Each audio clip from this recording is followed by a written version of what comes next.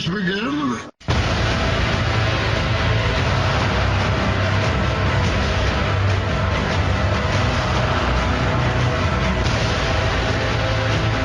Purposes, intrigues, ends of all ages, shapes and sources. This is your liberation, the JMC. I'm not going to talk over it. Hi, I'm CC, and I'm here with Jerky, Jordan, Matt, and Martin. Say hi. Yo. Canada. Hey. I will kill your children. I have no kids. And we're here to review that little movie. I don't know if we've ever really heard. Katy Perry's Sweet Treats. But no, we're here with Dark Knight Rises review. That's so. I'm going to start, if that's okay with you guys. Ladies first. Sure, why not? I'm sorry.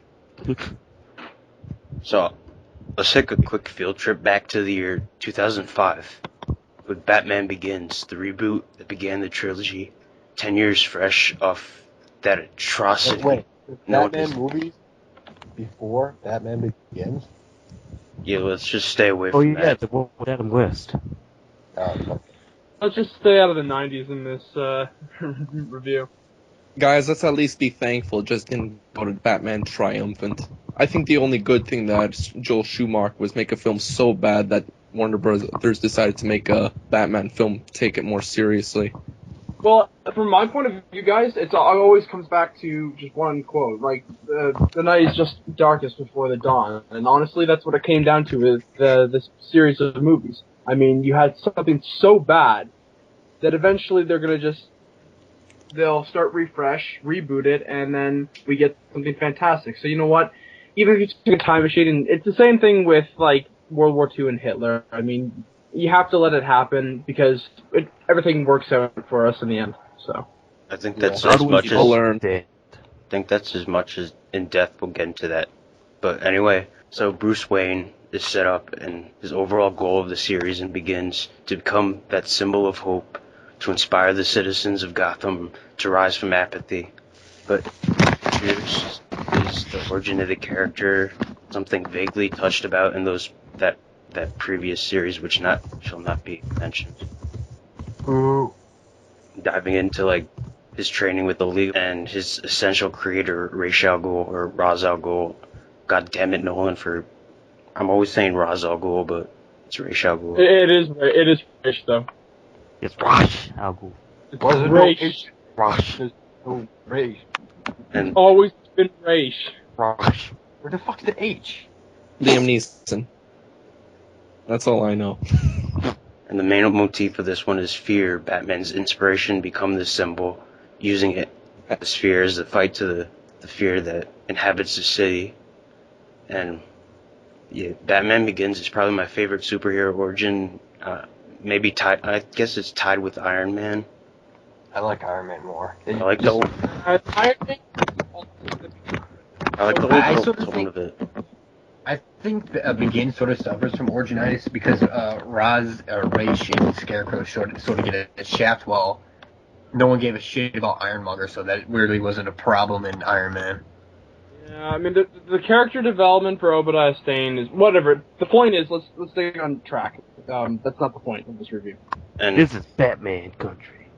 It was pretty much. No, just like people come here for a Batman review. They expected Batman. We got all our Avengers shit out of the way a few months ago. So. Exactly. So okay, let's move on. And then after that, we had The Dark Knight 3 years later, which continues Bruce's journey with the motif of chaos, showing how far Batman will go to protect the city from the likes of the Joker, and what he's willing to become to keep this vow. And his continuing fight against throat cancer. And in the everlasting words of Harvey Dent, you either die a hero or you live long enough to see yourself become the villain. Kind of reminds me of Rambo. Which is exactly what happens to Batman as he becomes the villain in this next movie. And Bruce Wayne willingly accepts his ladder because what the city needs him to be. He's the hero Gotham deserves, but not the one it needs right now. takes the ultimate Exactly. fall. This is, and still remains, my all-time favorite movie. I love It is the everything- godfather of superhero movies. I love everything about it. It is a respectable sequel as the second movie. It is the Empire Strikes Back of our generation. It is a fantastic movie overall. Except, love it. but the one difference is people actually realized how brilliant it was when it came out. Everyone hated Empire when it came out. Overall, two fantastic films setting up for, finally, The Dark Knight Rises. When I first came out of this, my mind was completely blown. It was the greatest movie I've ever witnessed of all time, and it was the absolute best comic book movie ever, etc., etc. Then I kind of let it sink in a little. Granted, I still think it needed to be to see it a second time, like Matt just came back from IMAX. Yeah. But after the first viewing in regular old Regal Theater, I still have to say it's flawed. It's very messy in times. There's a couple plot holes. There's hokey moments, but it's still a really goddamn good movie. I still really loved it. And it's what I expected out of Nolan. Well, out of a Batman film to conclude this trilogy. It's what I expected, Despite but the not flaw- what I deserved. Despite the flaws, I really liked this. I laughed at some parts. I geeked out at a lot of scenes, especially at the stories from the comics, but I teared up at the end and applauded with the standing ovation of the crowd. Wait till we talk about my theater. I think the Alright, movie so- served its purpose Yeah. for what it was trying to accomplish. Okay, Main Because So, this is not the film that we needed, but the film that we deserved. overall, I mean, I really Pretty enjoyed check. this movie. Alright, so next, Jerky, what was your first impression? Okay, my first impression was wow. Okay, I wasn't completely blown away, all the way through, but it was like just punches all the way through the film, like through the climax. I just felt just a big punch to the heart as you see him just suffering.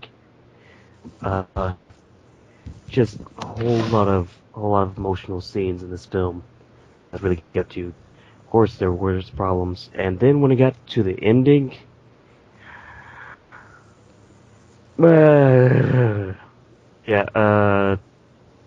my faith in Nolan was shook to its very core. There wasn't a standing ovation in my theater. In my theater, people were throwing popcorn and other items at the screen and booing. Your theater was full of Really?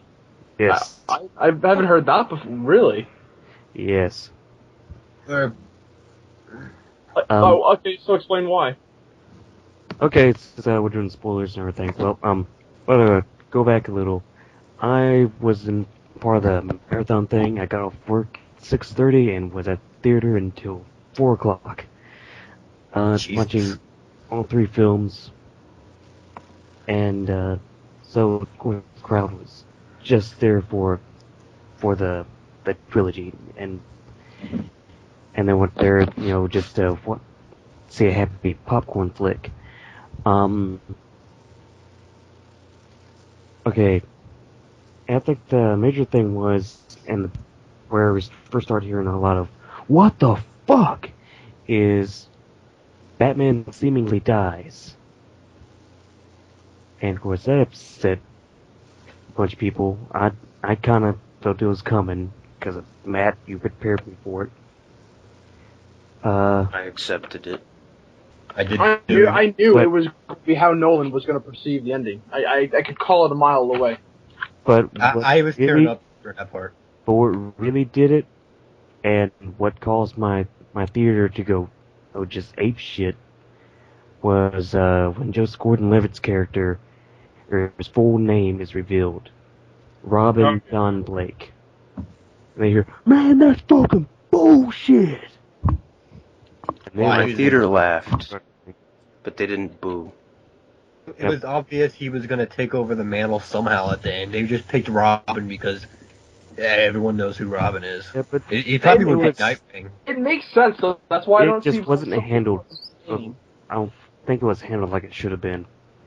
He was the first one to announce that he knew that Bruce Wayne was Batman, he had this connection. They shared so many scenes together, talking about masks and the purpose of being this. It made logical sense, and he was sort of an amalgamation of all the different Robins and stuff. Mainly the first three. Mainly Tim Drake. Personality. Mainly Tim Drake. I think the main thing was the fact that it posted each detail about each Robin that he carried that I really liked. What was the details again, guys? Right, here's the thing though, none of them were exact from the comics. Okay, with John Blake, or Robin John Blake, his relationship to the Robins in the comics was, he was a cop. Nightwing was a cop for a while, Dick Grayson. Of course, parents saying he was an orphan. However, his parents didn't die any of the ways that any Robin's parents have died. Didn't he say his dad was shot in like a gamble or something? Yeah, he was in debt with the mob or something like that. Well, that's Tim Drake's dad died by the villain Boomerang. Yeah, exactly. Yeah, Captain Boomerang and Tim Drake's dad shot each other. You have the detective skills of Tim Drake, and you have the anger issues of Jason Todd. He was a nice amalgamation of all the different Robins into one figure, and that's what I really liked about him. It's one of my favorite characters, actually. I remember him just in a... Oh, you can go. That's what I didn't like. I'm like, pick one. No, but I mean, like, he is the sum of, like, there's too many Robins. There are a total of 5 Robins. It's ridiculous. So, I mean, if you're going to do an escalation from Bruce Wayne, I'd like a new character composed of the personality traits of each one. Someone who's well-rounded and represents the best qualities of each Robin. So John Blake represented that for me. And what I perceive it at the absolute end is that when he does go into the Batcave and rise, he's not rising as becoming dressed as Robin or Nightwing. He's going to be the next Batman, his own version of Batman. But that's the thing. Dick Grayson went on from being Robin to Nightwing to Batman. So he's going to escalate. And that's the thing with the symbol with Jim Gordon and the bat signal at the absolute end. He's going to be the next Batman. And that's perfectly okay. I think they should have just called him Tim Drake because that's the one I got the most feel that he was more like. And I think it would have caught the audience off, like the general audience off guard because most of them know Dick Grayson. Yeah. But I guess they didn't do that because all the comic book fans would know, oh, he's going to take over the role at the end. That's why I think they did the clumsy thing with the name. If we name him Sorry? I think what they were thinking was, if we give him a name, the average audience member is going to go, well, what the fuck is that? So it's like, well, fuck it, we'll call him Robin. They explained it in the book, the novelization, to The Dark Knight Rises. And yes, I'm a major nerd for actually reading it. I read the Dark Knight novelization, so it's not that bad. Their explanation is that he was embarrassed that his mom named him, Robin, and he was a kid for it. So what he did is he just changed his name, so he could be something more respectable for police officers and all that. But Robin is a guy's name. It's an English name. Mm-hmm. And so it's perfectly fine that they did this reveal. It would have been a little bit silly, and people would have seen it coming if he was named Tim Drake, or it just wouldn't make sense if he had to have changed it. It was supposed to be iconic. Like, instantly you recognize he's significant. Yeah. That's the thing. It wasn't about... It was a little bit about fans. But, I mean, the point is, it's supposed to immediately identify with fans as he is the next Batman. Okay, what I would have liked would have been either make him a non-crazy Jean-Paul Valley, or after seeing the Real Manos video, don't name him at all throughout the film. Then at the very end, when he's getting his possessions, at the counter says, Terry McGinnis? Yeah, he should just say like officer until the very end. Yeah, do you think that would have made sense? And being completely unknown the entire film, and it'd be more suspicious than... For a long time, people just thought he was a regular beat cop. Some fans did believe he was something more, but I mean, like, if you make him anonymous and don't even put a name on him, then that's going to get suspicious. I mean, John Blake, don't expect anything other than just Joseph Gordon-Levitt as an idealistic beat cop. Terry It's Blake it's making a nice surprise, though. The thing, though, it's a nice surprise. I think they should mention that thing from the novel somewhere in the movie. Like, oh yeah, I didn't really like my full name or something like that. That would have made more sense at the end. They wanted to compact that ending to be very quickly, so it makes sense how they just wanted to just Robin and then he walks away. It's fine. I didn't need a conversation. Like they were trying to make it as quick as possible. Let Martin talk. Yeah, Martin is talk. Well, I was just thinking with all the speculations that are being made, did you guys feel that it was gonna happen? Like, was this predictable too as the film was going on with all the relationships he was having to Bruce and Batman as characters and, well, just basically how his character was developing? Do you guys feel like this guy would have definitely become Robin, or did it seem a bit disambiguous? Yeah, no, I felt like because I think what they were aiming for was, I guess, make it a twist. I mean, I known for the longest time that Christopher Nolan had no intent of putting Robin in, and Christian Bale. Oh yeah, Christian Bale felt the same way. Well, I didn't know about Robin. I thought he was legitimately going to be Batman or something at the end. Like, I heard a rumor that at the end there was going to be he was going to become like a Batman Beyond, and like he would have the legit costume all black with the red logo. That would have been absolutely. Can I actually just have the floor here for 1 second? The one thing I absolutely wanted the most of this movie is just a post-credit scene. I know it's a Marvel thing, but a post-credit scene where you have him standing on top of that tower in the trailer, and he's got the red and black nano suit. And that should have been the last shot. The absolute last shot. Solidify instead of just a rising platform, which is it's okay, but I mean, like, it's so ambiguous that I guess the problem is that it limits. If they say they wanted the next franchise to be a Joseph Gordon-Levitt franchise, and they wanted to be like Batman Beyond or whatever, then the costume is limited, so I understand that. But I mean, like, I would have liked just like a zoom in on a new costume with a red flash or something like that, you know? Mm-hmm. Awesome. Well, the thing with Batman Beyond is Terry McGinnis still had that, you know, connection with Bruce Wayne and the thing, and now that, you know, you see Bruce Wayne trying to live off his own life without the need of Batman anymore because he feels like he's at peace at last. It just makes you question if he's just if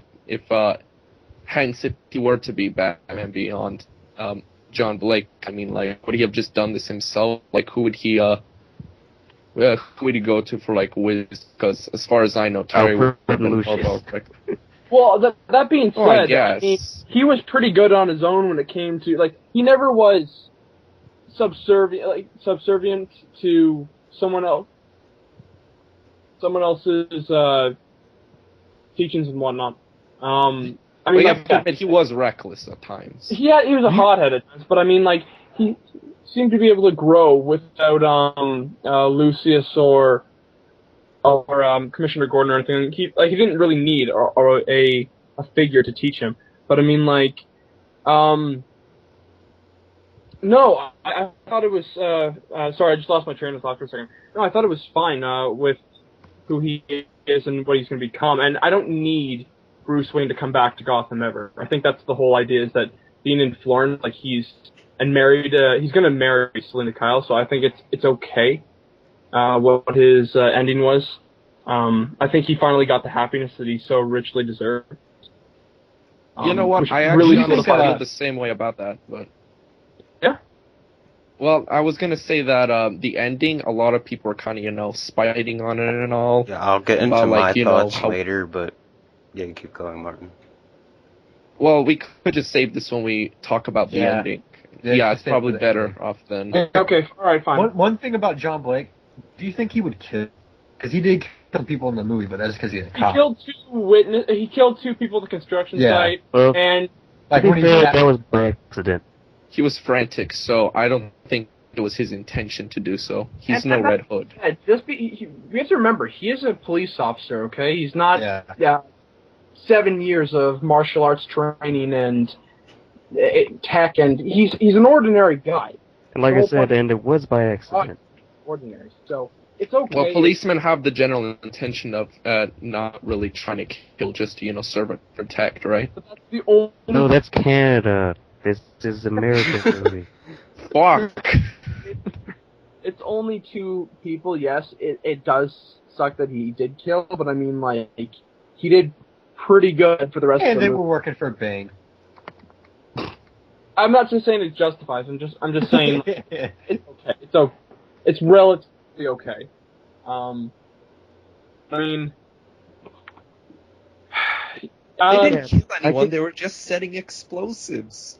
Yeah, I get what you're saying. I mean, did Robbins really have to circle around him like the bats in Batman Begins? I mean, that was just way too much.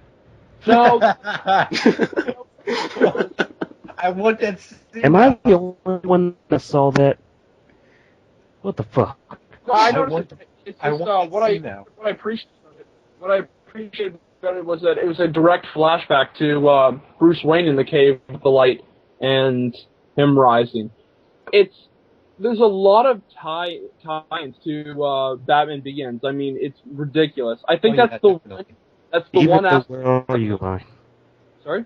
Even the "Where are you" line. Yeah, that was good. Here. But I think that's the one ingredient to making a final good third movie is that back to the first movie.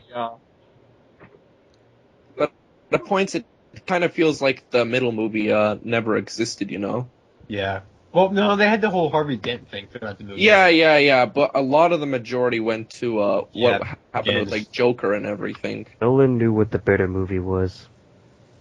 Well, I know, about but, that. like, I could understand why he wasn't mentioned out of respect. I mean, well, first off, I would want to mention, I did love the quite the good amount of cameos I noticed. Scarecrow's cameo I thought was really awesome. I had a big grin when I saw him. Really though, that I was. why I wish if they I would could, have had more villains. That would have been a perfect Mad Hatter spot to be the judge, still Scarecrow. I Yeah, think yeah. Joker was But going to be the judge if Heath Ledger lived. Yes, that would have made perfect sense. Oh, god That damn would've it, been Heath actually Ledger, why'd you have to die? That would have been so awesome. The whole crowd would have started fucking cheering. Every crowd that saw the movie would Yes. start cheering. Man. But That's yeah, it. regardless, I did Yes. find it pretty clever cameo. Like even for a bit, like Yeah. he didn't really have much to do, but it was definitely more respected than what he did in Dark Knight, where he was just like taking out like shitty pair of underpants. Yeah.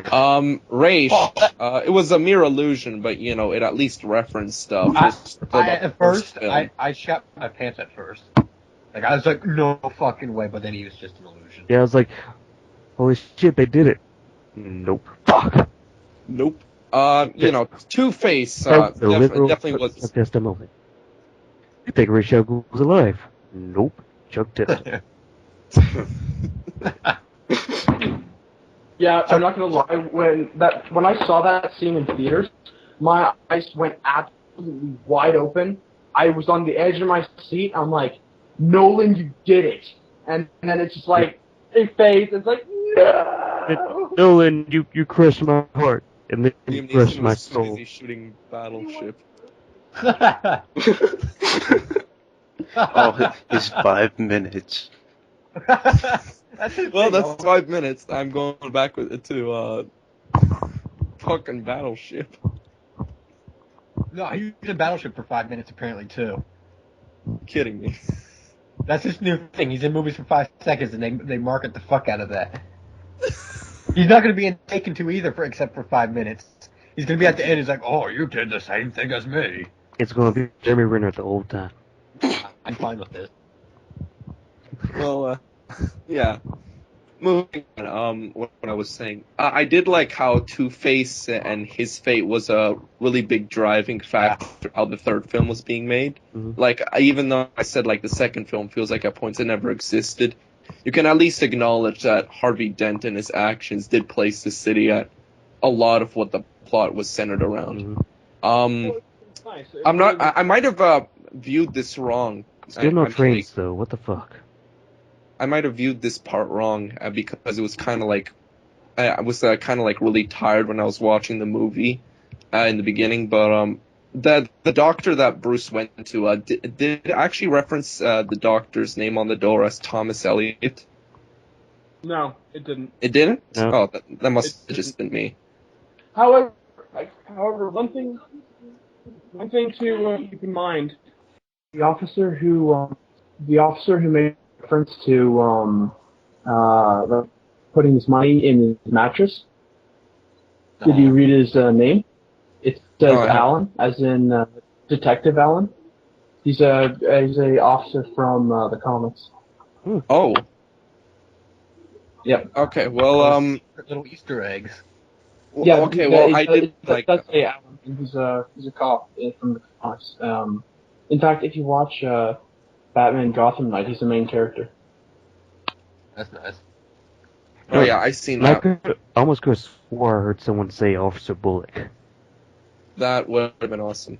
I felt like the cop in Dark Knight, the fat guy, was kind of like, he felt like Harvey Bullock. Yeah. But he was more of a dirty cop and not just a shitty detective. Well, no, not in Batman Begins and Dark Knight. The guy that got his neck slit by Joker. Oh, yeah. Oh yeah. That phone call guy? Mm-hmm. Yeah.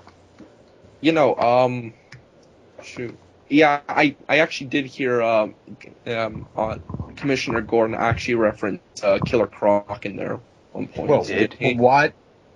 You guys heard about? It was after he was like flowing down the sewers and he was talking about like. I forgot what the line was, but he mentioned something about alligators in the sewer. Oh yeah. I think it was like some sarcastic joke.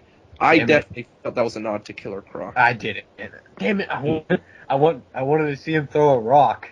It was a rocket. It was a big rock. No, Gord's just floating down the sewers and like a rock just appears out of nowhere. Yeah. Yes, I would get up and start clapping. If Killer Croc is ever in a movie and he throws a rock, I will get up and start clapping. I don't care who I'm with. Rock. Seriously.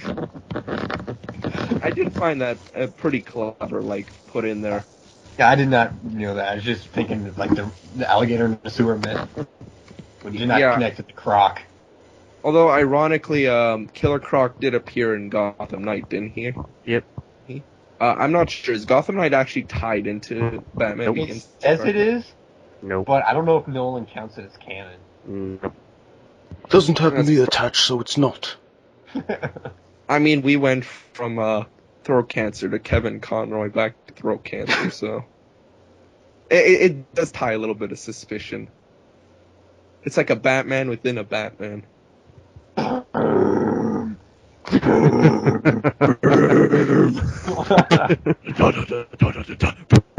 actually liked his voice in here. It wasn't as bad as Dark Knight until the end where he started screaming at Bane. People say they started screaming at Bane. I thought it started to get hilarious. It just reminded me of that interrogation scene all over again. It's like, I can't take it seriously. Yeah, I Where's the trigger? You know, speaking of the voice, that made me think of, and you know, the ending, the whole goal of this film. Yeah, I'm back, guys. On that note, with the voice, it is in IMAX. It is significantly corrected, and well, it's correction. It's very understandable. That's the thing, and it may be just be the actual speakers in the theater, but I had no problems understanding everything. That's because most of it was shot in IMAX. Where are the drugs? I understood Bane for most of the movie, but there's parts where I couldn't understand Batman. I'm usually good at understanding gruff voices like that. The other way around for me. He was pretty good. I mean, a little bit between Catwoman, but I mean, overall, with Joseph Gordon-Levitt, he really calmed the voice down. Yeah. About the Seeking it out, but I just have a question. Did you happen to catch the Killer Croc reference?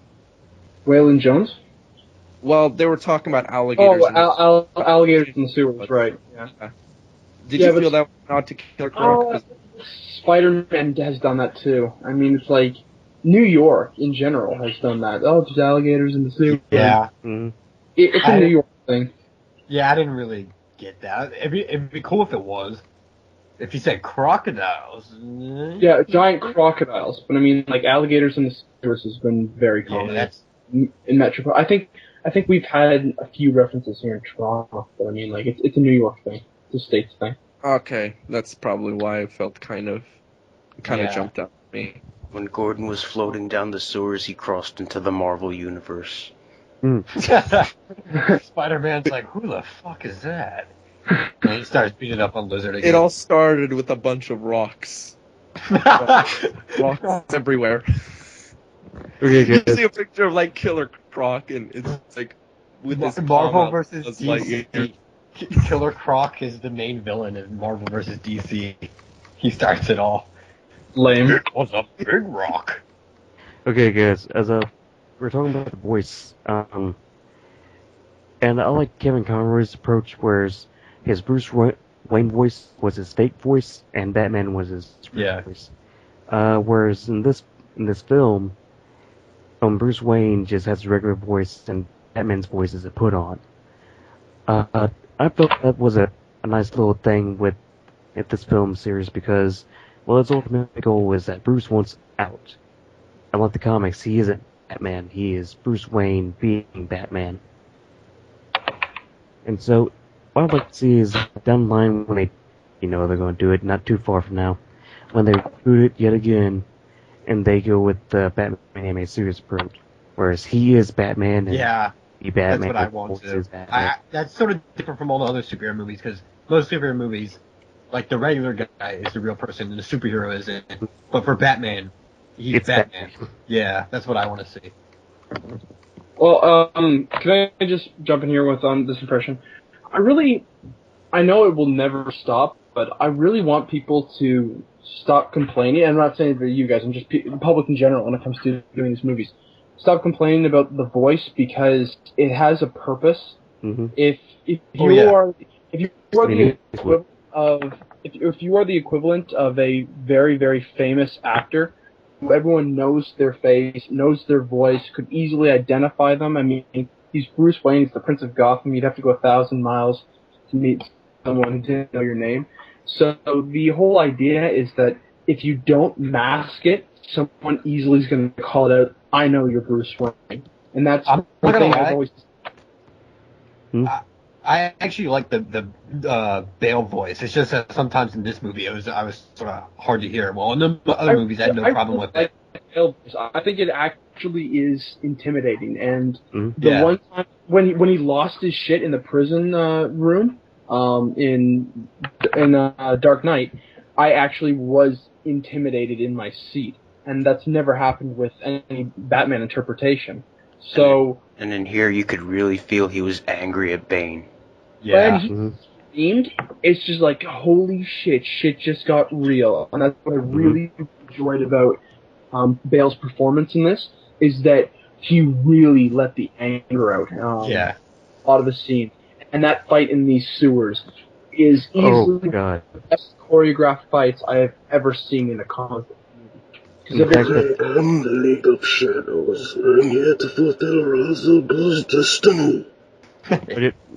But that was just handled so well, like without just no music, pretty much just standard frame. That's it. I wasn't expecting it, but when he put him over his knee, I geeked out so much. I wanted to jump up and start clapping. My heart stopped at that moment. I literally got a chill down my spine. That was one of the first times. That was a fucking geekgasm. I was like, fuck yeah. Is it bad I was rooting for that? Batman getting his back broken? It seems sort of fucked up. I think we were all waiting for it. What I thought was really just painful to watch him fucked up is when Bane is just punching him over and over again and his mask is cracking. He punches him so hard that the high impact plastic actually cracks. Mm-hmm. I started getting nauseous watching that. I was like, ugh. And just tear off. That's one of the best fight scenes in a superhero movie. Second best after Avengers Final Battle. But that was just over the top. That's the final battle in total, right? This isn't even a final battle. That wasn't even a battle. That was a beating. It's a single. I love how personal and brutal it felt. Mm-hmm. And when he says Mr. Wayne, I'm like, Yet people are like, I think two girls gasped next to me in the theater. It was so awesome. Catwoman heard it. All his mercenary friends heard it. It was just like it no longer matters about like. It no longer matters. Stop hiding yourself. It made me that right there made me think of the episode of Batman the Animated Series Over the Edge. Oh yeah, it did. Where once again Bane is there to kill Batman. Fucking Bane, why are you so awesome? In everything. Except, well, most things that aren't out, like movies and shit. I want to lead us to one part of the conversation that goes over the trilogy. Is I've really been thinking about this for a long time. The villains of the Dark Knight trilogy, I gotta say, I mean, yeah, we have our Crane fans and we have our Raish fans, but I mean, like, it's Joker and Bane in this. It is, of course, it's neck and neck, and I'm really, here's the thing, I dressed up as Joker almost every opportunity I could for cons and Halloween and all that, because I thought it was awesome. But I mean, like, overdone, but awesome. Yeah, overdone. But I mean, like, now it's Bane and Joker, and I really can't decide. So I want to hear your interpretations. Bane versus Joker. I can't decide either. Like, Joker, he tortured Batman mentally, but fucking Bane broke Batman. Mm-hmm. So it's really hard to, and then they both have their own presence. Like, dude, that's the thing. Like, Joker, you don't know what he's gonna do, but Bane, you know he's gonna fuck shit up, and he's gonna do it brutally. And I sort of loved, like, that walk he did, like, when he was holding, like, the straps on his chest. He was strutting. Yeah, he was strutting. Bane. You can just imagine some pimp cane and a pimp hat. Yep. That's the difference between the two. Guys, you're gonna be seeing people walking with their hands on their shoulders. There's this cosplayer at my theater who is dressed up perfectly as Bane. That's how I was walking, of course. Just put some beats in the background. Do you have the pimp coat? With Joker, he was just an agent of chaos and he didn't know what he was going to do. With Bane, you know what he's going to do, you know he's going to do it, and you know he's not going to stop. Yeah. And Bane is just an unstoppable force. Like, Joker, he could stop just because he gets bored. Bane, he sees his goal, he's gonna do it as hard as he can. Exactly. As far as characters go, I think I agree with you guys. Bane is higher than Joker on my list, but as far as putting into the role, I think Heath did a bit more than Tom Hardy did, putting into their role. Yeah. Well, thank you, Chris. Sorry, you're welcome, Jackie. However, I do have one complaint about Bane. It's not the voice or anything at all. It has to do with Talia. As soon as Talia is in the picture, and Bane has been reduced to just a lackey. Yeah, poor Bane. Now that I think about it, he gets beaten up by Batman, then he gets friend zoned by a bomb, and then he dies in the most anticlimactic way ever. I don't think it was friend zoned. I think it was more of a big brother, little sister relationship. Yeah, that's how that was. But still, like he found her when he was like 20, and she was like ever since she was born. So. Mm-hmm. What if Bane was a pedo? Bane pedo Bane. Here's the thing: Bane was the big man on campus. Then Batman comes back, beats him. Then Talia shows up, and we forget about Bane. Yep. I like the reveal, but after that, Talia just was a bitch. One thing, my interpretation of it is that, first off, Chris and I had discussed this prior, and they never should have had Miranda Tate in the trailers. They never should have advertised her, because Chris and I immediately called it that she was Talia. Everyone called it. The whole internet. Here's the problem, though. Every time I saw her in a scene, I judged her as Talia, and it ruined it. Because it was not, it didn't, knew she was going to be the betrayer, but I mean, like, it wasn't even the fact that Nolan used her in Inception, it was just that she was such an enigma, and she was supposed to be a love interest, and it didn't make any sense. And then it's just like, okay, you know what? You're Talia. You're Talia. I knew she was gonna be Talia, but I didn't have that when I was watching the movie. Yeah, like I they didn't played it think up. about I Like, could forget enough. I after watched they- it every scene she was in, and it kind of pissed me off. It when- was. when she I started. totally didn't know. Yeah. When she started out, you're like, okay, she's Talia, but then as it started dragging on, you're like, I'm not sure. And then when they did like the reveal of Bane being Raish's son, they're like, I'm not sure they're gonna go that route, but Yep. they revealed it. And I'm That's like, how oh it felt. yes. Oh no, I was sort of I was like, mad when they did maybe that. I'm Like, wrong. I was like, where the fuck's Talia? I was like, why is he Bane? And then I was proven wrong, and I was happy. Hey, Martin, what's your Martin, take go. on Joker versus Bane? Well, I have to say they're both really, well, as you could probably tell, like with both in their own respective movies, they were a huge highlight of the points. Joker, obviously, being Both have you know, great quotes. being like the ultimate Batman villain to Batman, of course.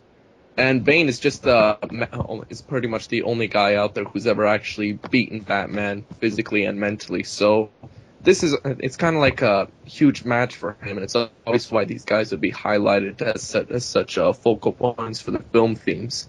With Joker, well, astounding performance, of course, by Heath Ledger.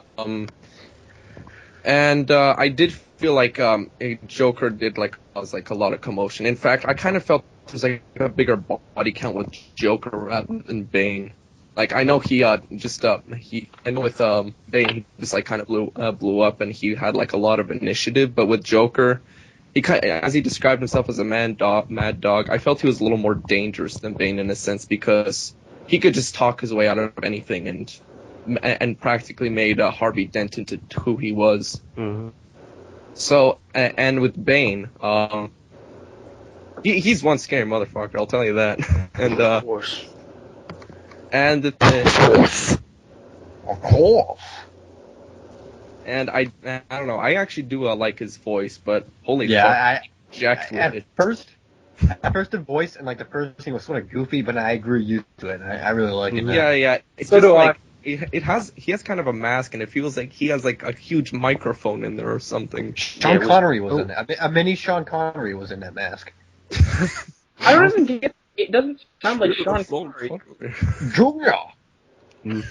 Oh, also, everything Well, that may have had to not be on to understand him was Tom Hardy was actually allergic to the material that they used to make the mask out of. Really? wow. And so he was wearing a mouth guard. Oh, that's probably why. That's why it was extremely muffled. All right. Well, so yeah, in Okay. regards to competition, do I go for the man who destroyed Batman or the one that gives Batman the most challenge? All in all, I kind of thought, I love both performances. Tom Hardy, no doubt, amazing actor as well. And I'm kind of starting to think he's like the Marlon Brando of this generation, if not better. Because I've watched Yes. quite a few of his films lately. In the war, and I have, he's also in I the have to Warrior. say, he's amazing. Just think I loved about him it. I in mean, every film. their biggest roles are in trilogies. And they both can be unintelligible, inaudible at times. Versatile. Mm-hmm. He went from Inception and Bronson and Warrior and Bane and just wow. But the thing is, I kind of think all in all, Joker's kind of like the winner on my hand, not because I'm like some self-degrading fanboy at this point, but I really felt like if Joker really still managed to stick around and makes because Batman obviously would have to keep him alive. I think Joker would cause more and more problems if he was still around. With Bane, he just broke Batman, made the place into like a fascist little organization / Occupy Wall Street kind of scenario. Yeah. And I don't know, after that it was just more so for League of Shadows. It was just this whole thing of Gotham is decaying and it needs to be taken amputated it was some sick arm. But Joker, he just does this. He's unpredictable. He just loves to see destruction. I think that's what Batman really needs to stop there, because the Joker is just pretty much the pure essence of evil. He has no care, and as much as just pretty much what Alfred said about some men just want to watch the world burn. with Bane, I don't really see that. I just see him, he's just trying to do his job because he feels he's the necessary evil. He's a soldier. I think he was doing it for Talia. Well, that's Yeah, the he thing. was. That too, but with but- Joker, he's gonna do it no matter what. Yeah. I think Bane would have had an option to, still do the right thing had, Yeah, that I want to jump had in on- anything, but Joker, you don't know anything about him, and he's just like this. He's just like this dark. He's like just like this darkness, like that's like right in the eyes that you just can never solve. They, With Bane, you could feel a lot of like what he's going through, and I have to really account Tom Hardy for being able to act so well with facials using only his forehead and his eyes, because you could really feel what Bane is like seeing and like what he does. But with Joker, he's just fucking nuts. Go ahead, Matt. I want to jump in there with commenting on Joker versus Bane. My huge problem with it is that Bane is awesome throughout the 3/4 of the movie. It's just at the absolute end. Yep. They try to humanize him in 2 minutes. Mhm. That's And kind of another thing that makes it Joker a little better. It really irritated me because he was such a monumental force. He was better than the Joker. Mhm. He was the ultimate superior Batman villain. Even when I read, I went back and read Nightfall about 45 minutes before the IMAX showing. I read Nightfall. I read his rise from the prison debut to how he grew up into becoming Bane. And even when he's in the mansion facing down Bruce Wayne, and then Bruce Wayne puts on the cowl, Bruce Wayne announces that you are the ultimate antagonist. Pretty much, he's saying that you are the total sum of all my adversaries. That's the thing. That's what Bane is supposed to represent for Batman. Even though Joker is the most popular Batman villain, it's polar opposite in terms of what they represent versus order and chaos. And you have Bane- to also think that Bane, with all the media adaptations, he's been mostly made into like a thug, like mostly Yeah. intelligent, which really ruined it. And I'm glad Even they did. Even Bane's- Arkham did that. Yeah, Arkham. Wow, I I was was- expecting that. They get, And as much they as got- we praise it, even Batman the Animated Series did as well. Yeah. Yep. Every Yeah. interpretation of Bane has undermined him. If you actually read he did absolutely everything to become the perfect individual in Mhm. prison, and it's actually inspiring. It's like if Bruce Wayne went evil. That's what he kind of represents. If Bruce Well, Wayne not was even- pretty much brought up on the wrong end. Well, yeah, he's not even evil. It's like what Martin said. He's just No, he's not. He's not evil. yeah, like He's necessary evil. Bane in the comics is he slowly becomes not an anti-hero, more of an anti-villain. Like Bane strives to help children and shit. Like he takes his lesser villains under his wing to make them better people. Like Bane actually is an inspiring character, even though he's a villain. He's actually really early made if you think about it. What was Yeah, his he was first in the appearance? 90s. 1993? Yeah. And just 4 years he was forced into Batman and Robin, so a lot of people really got a wrong idea of the character as soon as he was out. Which Oh, look, basically is it's the supposed to be Hulk, Solomon except Grundy, right? Batman. Even though they have that Solomon Grundy. Yeah. Which, when you think about it, that's probably what it would have been. But speaking of Joker, he may have not been referenced in the movie, but his legacy really carried on. Like, Mhm. it basically made Batman, like Bruce Wayne, stop being Batman, and it messed up with Gordon, and the whole city was under a lie because of him. So even though I wonder if they knew about Joker turning Harvey Dent into who he was. Because I know they wouldn't have mentioned it, but it makes you wonder. they might have. Gordon might have eventually came out with that. Like, he didn't do it on himself. Joker did it. Yeah. Well, I know Batman I know Joker told Batman about that, and Yeah. I'm not sure if he would have told Gordon afterwards. Because he just ran off and was never seen from him again. Until like 8 years. That Like, was, Gordon probably 2 and 2 together. that was something I wish they would have done differently. Like, right after those events, he gives up. Batman doesn't fucking quit. Hmm At least have him go on for like a few years, then retire. Yeah. It sort of makes the monologue at the end of the movie seem pointless. Yeah. It's quite a build-up. Batman gave up. I'm done. Chris? That's one thing I love about the ending is that he actually respected what he was set out to become. He wanted a normal life. In the Dark Knight, he actually believes that with Dent, he can live a normal life. That's the thing. And He never wanted to become Batman. He felt he was obligated, and it was part of his curse, is that he had these feelings that he could never get away from. And because he saved the city, he doesn't need to be Batman anymore. And that's what I really enjoy about it. He didn't have to die to save the city. He just needed to leave the impression that he died for everyone. But he didn't die, so he lives on with everyone. Since. Well, that's one thing my friends hate, and I made the comparison, and they still don't get along with it, but he really did die a Jesus-like death. That's the thing. I mean, not... He faked his death, he went over to Nolan with his lady. But that's the thing, is that he had a death similar to Christ, and his example of dying for people's sins is what inspires the city. That's ultimately what saves them from apathy, and Gotham goes on to be a city of prosperity. And renames it Metropolis. Wouldn't it be ironic if the Penguin walked into the town the next day after those events? He's like, and Batman's like, fuck! No, but it shows that everyone is not in it for themselves, and that they try to save this. And then I think that's what it showed with all the cops at the end. Yeah, definitely. A lot of them were pretty scared of, like, Batman in the previous films, and let him do all the work, and then tried to take him down when he was announced a vigilante. But at the end of it, with the cops coming out and trying to fight against Bane's army, that just showed like the heart of Gotham was was what Bruce was hoping to make it, and he felt his job was done at that point because people are able to fend for themselves and uncorrupt for the greater good. At least what I saw. Yeah, that's what most people see. I see.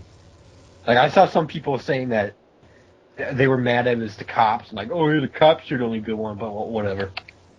Yeah. Because if you think about it, a lot of the cops in there, they mentioned them being corrupt and all that, and Jim Gordon was the only good one there. And with how Batman managed to influence the city, there was, a few more good ones in Dark Knight. I mean, there's still corrupt ones for sure, but they started to come a little into being, and then they were coming around. Yeah, they don't want to be corrupt for anymore.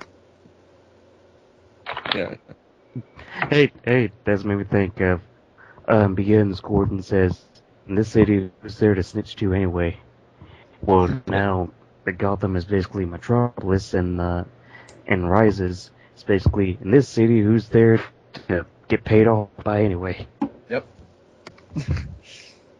Hey, Matt, you mentioned you read the novelization of Dark Knight Rises, right? Yes. Could you tell me what differences there are with that in the film that could probably answer some questions?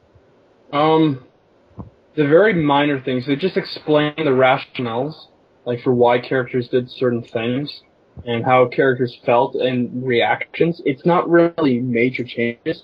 They explain how they're guilty for breaking Batman's. They explain why the Joker is not mentioned, or is not released from Blackgate. He was never in Blackgate. He was in Arkham. Of course. He was the only sole occupant of Arkham Asylum, and some people even rumored that he escaped. But the point is, like, if he escaped, we would have heard from him. He's still in Arkham. Is the idea after 8 years?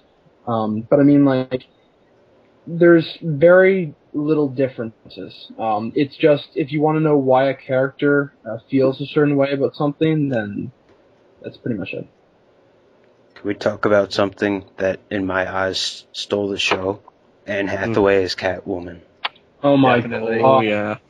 Can I just Selena say... Kyle, actually.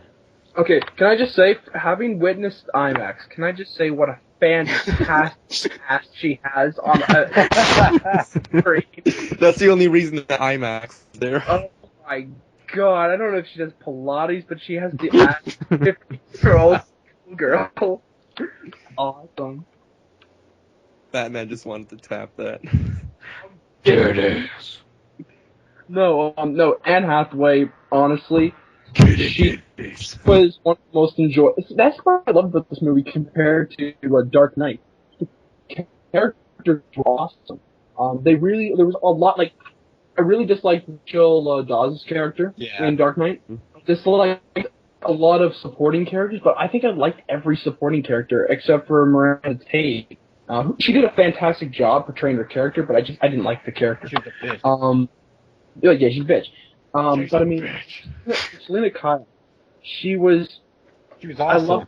I love how she played mild mannered and like freaked out and damsel in distress. Like when she was screaming in the bar, That was and hilarious. she's crying a little bit, then calms down. I'm just like, I love you. Yeah, like Black Widow. She was Yeah. a female character that was using her perceived weakness and femininity as a weapon. Yeah, it was great. She was very indecisive, and that's what I kind of loved about the character. This is the first year there's actually cool female characters in comic book movies. They finally got it. Guys, Like, the only one really poor was Pepper Potts. Like, Gwen Stacy was cool, good. Catwoman was cool. Black Widow was good. Literally, the only other female character that I liked in a comic book movie before this was Pepper. They've always been sort of, I'm the girl in the movie. But now they're actually starting damsel in distress, Princess. Don't even get me started on how lame Kirsten Dunst's Mary Jane was. Damsel in distress, every single movie. So lame. I could understand you did it twice, but 3 times. The difference between Kristen Dunst Mary Jane and comic book Mary Jane is comic book Mary Jane will actually handle shit. Yeah, she's a strong woman. She beat up the chameleon with a baseball bat. And then Rachel Dawes wasn't much of an improvement. She gave the guy brain damage. Yeah. Rachel wasn't that much of an improvement. And I bet they did that in the comics with a nice ass shot. Mm-hmm. Or that Batman isn't, ladies and gentlemen. Yeah.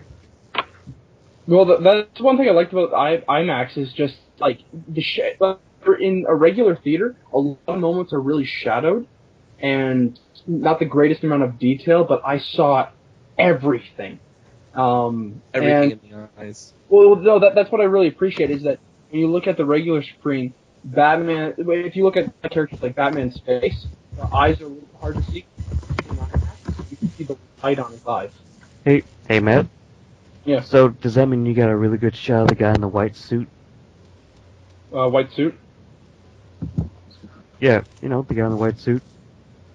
I have no idea. Okay, I don't remember? get the reference. Well, way back when, before the movie actually came out, people were even wondering who the guy in the white suit in the background That was just a henchman. Yeah. At the fight scene. I wonder who that is. Is that Joker? What fight He scene looks we're talking? What's fight scene we're talking about? Oh, the main one, climax. Oh. No, just henchman. I don't know, I just joking. Look at As for Selena Kyle, every conversation she had with Bruce was just perfect. Brilliant. I love the chemistry they had. Yeah, Guys, I'm sorry, I'll let you finish. Oh no, I thought their chemistry was awesome, and Yeah. honestly, it really was satisfying when they do eventually. They have this small little peck in the dance room, but when they actually have the full out kiss, right before he's about to go kill himself, it's just That was perfect timing. it feels like it has more weight. Mm. That's the. It meant something. It wasn't just I'm going to kiss you because I'm obligated as the heroine. No, or technically anti-heroine, villainess, whatever. But I mean, it felt like this is going to be the last person he's going to touch. So It was definitely one of the better romances. You get boobies. Anything for badass. and it's also really satisfying. Let's compare this to the comics for a second, guys. In the comics, Batman has his dark solitude life, and it's kind of like bittersweet when he's with Catwoman a little bit, but then ultimately he pushes her away. But I mean, in this, Rachel Dawes' story ended.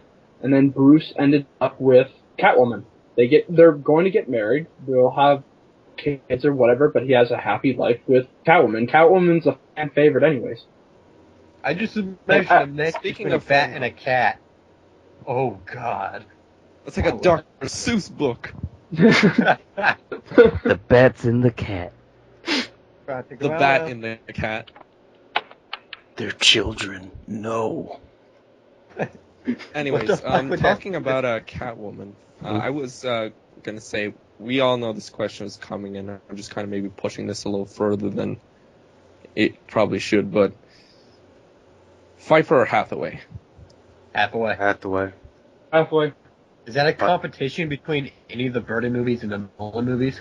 I mean, Well, really. it's definitely a better competition than No, Batman and Robin Bane versus... Ursa Kitt. Honestly, I'll make the argument for Halfway in this. It's just Yeah. has more depth. She has far greater range. I didn't like. Here are two things about Burns. Batman Returns. I'm a pretty big Catwoman fan, and Batgirl and all that. As in terms of like female characters, and I really don't like Pfeiffer's Catwoman. I agree. She's just too crazy. Mm-hmm. I mean, there's Catwoman crazy in the comics, but then there's Michelle Pfeiffer Catwoman crazy, and her costume is a representation of it. It's stitched and it looks psychotic, and she's even a little too much for Bruce Wayne, Michael Keaton's Batman. Just like And there's too many fucking cat puns. I hate that. That's another thing. She was too much to take in. Whereas Anne Hathaway's she's just a thief, and I really appreciate that. Yeah, I don't like would have liked even to see well, Catwoman. She was just, I'm pretty sure here's what happened with Tim Burton. It's like, okay, so I'm gonna do Batman, right? Give me some Batman comics. Just flips through them. I got it. Yeah, basically. Same for Raimi on the Spider-Man movies. Oh yeah. I hate Pfeiffer's Then, because, one, I hate the origin. That's just bullshit. Yeah. And two, Oh, yeah, she never really felt like Christopher Selena Walken, guy. Max Shrek. Catwoman is unfucking believable. She has 9 lives. If you shoot her in the head, she'll come back from the dead. Yeah, that's Selena? another. Fired. She's not. She doesn't have superpowers, so I don't know why she's been pumped. She's been dropped off a building, electrocuted. Like this doesn't. She doesn't have superpowers, guys. Again, the fucking cat puns. I hate that. Even in Arkham City, like, why does there have to be cat puns? Because it's like Perfect. it's the same with Mr. Freeze. I don't know why we have to. I hate Freeze in hell. I hate puns, but The good versions of Mr. Freeze. it's Arnold. They stay away I think that from was the only pun. reason I liked But- it. That's Who else geeked out when Batman turns around and she's gone? And like I laughed so hard. Yeah, I laughed. So I didn't did freak I. out. I I laughed. love that scene. so awesome. Was it- guys. She's like, Yeah. Batman's cool. I gotta say, I was that guy in the theater when Bane's going, "Behold the instrument of your liberation." I went, "What is it?" A bomb. It's a bomb. What? A bomb. Oh, good.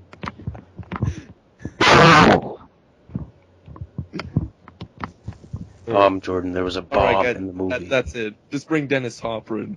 A bomb. Sometimes bombs are just hard to get away. Mhm. I fucked up the line.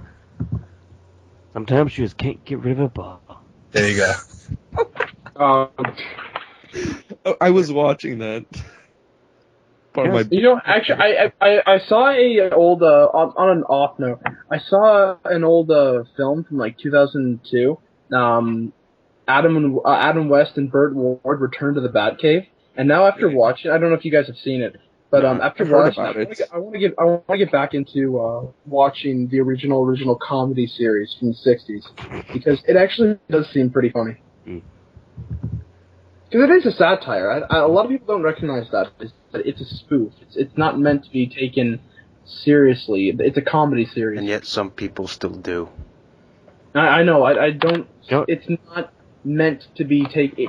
Even at that time, Batman was getting to be dark. He wasn't actually. Yeah, that's the That was the progression in the Silver Age. So the Adam West series after it was canceled. That's when Batman started to get dark. yeah. I have to say, I like that series more than Batman Forever. I like Batman Forever. It's Batman Forever is the worst Batman movie. Because it's boring. Robin. No, I Batman think and Robin. I prefer 60s Batman over Batman and Robin. Batman and Robin is funny good like The Room. Batman Forever is just fucking boring. Batman and Robin is a toy commercial. Batman Forever It's is really a toy commercial. actually trying to be good, though. That's the thing. Yeah, he was trying to be good and it failed because it was a fucking snore fest. I At liked least it Batman because and of Robin. I like the Robin origin they did. I don't like Batman and Robin, but at least I can sit through it and laugh at how stupid it is. Batman Forever, I did fall that. asleep. I watched it last week. I was cringing the entire time. I feel sorry for you, Jordan. Well, that's another thing, guys. Chris sent me this article about how to prepare for Dark Knight Rises, and it struck me as one thing very important that a lot of fans don't fully come to terms with when it comes to Christopher Nolan's franchise, especially with the haters. We don't know how lucky. No, we should recognize how lucky we are to have this franchise. We may not perfectly love it compared to the comics, and it may not be 100% faithful, even though Batman Begins has tons of comic book references. But I mean, like, this is 10 times better than anything we've gotten in the past when it comes to Batman. Oh yeah, definitely. So I don't like any of the Batman movies. I just The only really one I want to like, tell. the one I like the I like most. the Tim Burton films. No, I don't like those. The one I like the most would be Returns because of the Penguin. Just I 'cause thought he the was Tim stupid. Burton films are kind of what The started comparison I this. make with that, Martin, is that with Tim Burton's films, they're not Batman to me. And I'll give it an explanation. Mhm. One thing. It's the one defining feature about Tim Burton's Batman versus Christopher Nolan's Batman. He Tim kills. Burton's Batman fucking murders everyone. There's not one scene where a person is either maimed or killed from Tim Burton's Batman. He sets a guy on fire, he blows up a warehouse full of people, he drops a guy down a church bell tower, he kills a guy with a bomb put in his crotch, for God's sake. It's horrible. It's like he took nothing from the Batman comic. In fact, it's because it's so serious, it has its moments where it's worse than Schumacher's, in that it's very disrespectful to the character. Mhm. That's the problem. Oh, come on. And And I watched. again, I find those movies. Okay, boring. well, if I could just contradict one thing, just with like all the killing. The last bit with Max Schreck, shut up, you're going to jail. Of all things, you think he'd murder him. He murdered everyone else, though. It's you don't get to have your cake and eat it too when it comes to that. You have to absolutely stand by that Batman does not murder. And Not even To play devil's advocate, though, even Nolan had slipped up. Nolan Yep. slipped up. Yes, Nolan slipped up on about 2 instances. One with Raish, but with Two-Face, he took the consequences for. Okay, no, it was this right here. In Begins, ends the temple of the League of Shadows, as he blows it up with lots of guys inside. That was before he took the oath. Yeah, that was before he became Batman. There was actually one reviewer who walked out of the theater the moment he did that because it was so absurd that he would make a big stand about not murdering one man, but set fire to the rest of the temple. I mean, some people could have... Scumbag Bruce Wayne. But a lot of... And it was manslaughter, if anything, because he didn't actually stab anyone. We're splitting hairs here. Yeah, I don't like the Burton movies. Just as movies, I can't get in them. They're just boring. I think most of the people who like them now just have nostalgia goggles on. Mhm. Just like anyone who likes the Raimi movies now. Sorry, just saw the image. If you are a Burton fan, it's most likely due to the fact that in 1989 you grew up watching the Burton. Yeah. Yep. That's what Okay, I admit that was me. But I mean, the nostalgic factor is what has this love when it comes to comparison. But I grew up watching Schumacher's, not Schumacher's. You watched those more than twice? I really like Nolan's Batman in comparison to Burton's because it's just more faithful to the comics. Maybe not the gothicness, But Duke, and the detective style and all that. But I mean, They're just better movies, too. yeah, that's the thing. Just orchestrated better as a trilogy, as individual movies. Better characters, better acting, better action. They have more of a budget to do this, Yeah. and they understand the mistakes they've made in past movies, and they recommended those actions. So it was better constructed than Burton's, which was more experimental back in 1989. And Duke entered it, and he's like, what the fuck is going on? Oh, wait, well, I'm here? I What the would've- fuck? How'd that happen? I'm in a strange room! I respect Burton's only because after that, the animated series was spawned. Okay, yeah. Yeah. That's the only good thing he did. That's the only well, good I thing. would like to put a just point for this. Honestly, I don't know. You guys might start aiming guns at me by the time I say this, but No, don't worry. My missile defense grid is always aimed at Jordan. What? That's absolutely That red light is? well, honestly, I just I love the Burton films. Maybe it's the nostalgic factor, but I guess some of the reasons I kind of looked into it. Batman was getting darker. That's right, and this was like the first actual dark Batman film, like what what people would imagine him being. I mean, like, just think about it, like the Danny Elfman score, that has become the most memorable music for Batman. Yeah, One of them, at least. Think about it, like, even the animated series based it off that. Yeah, I have to.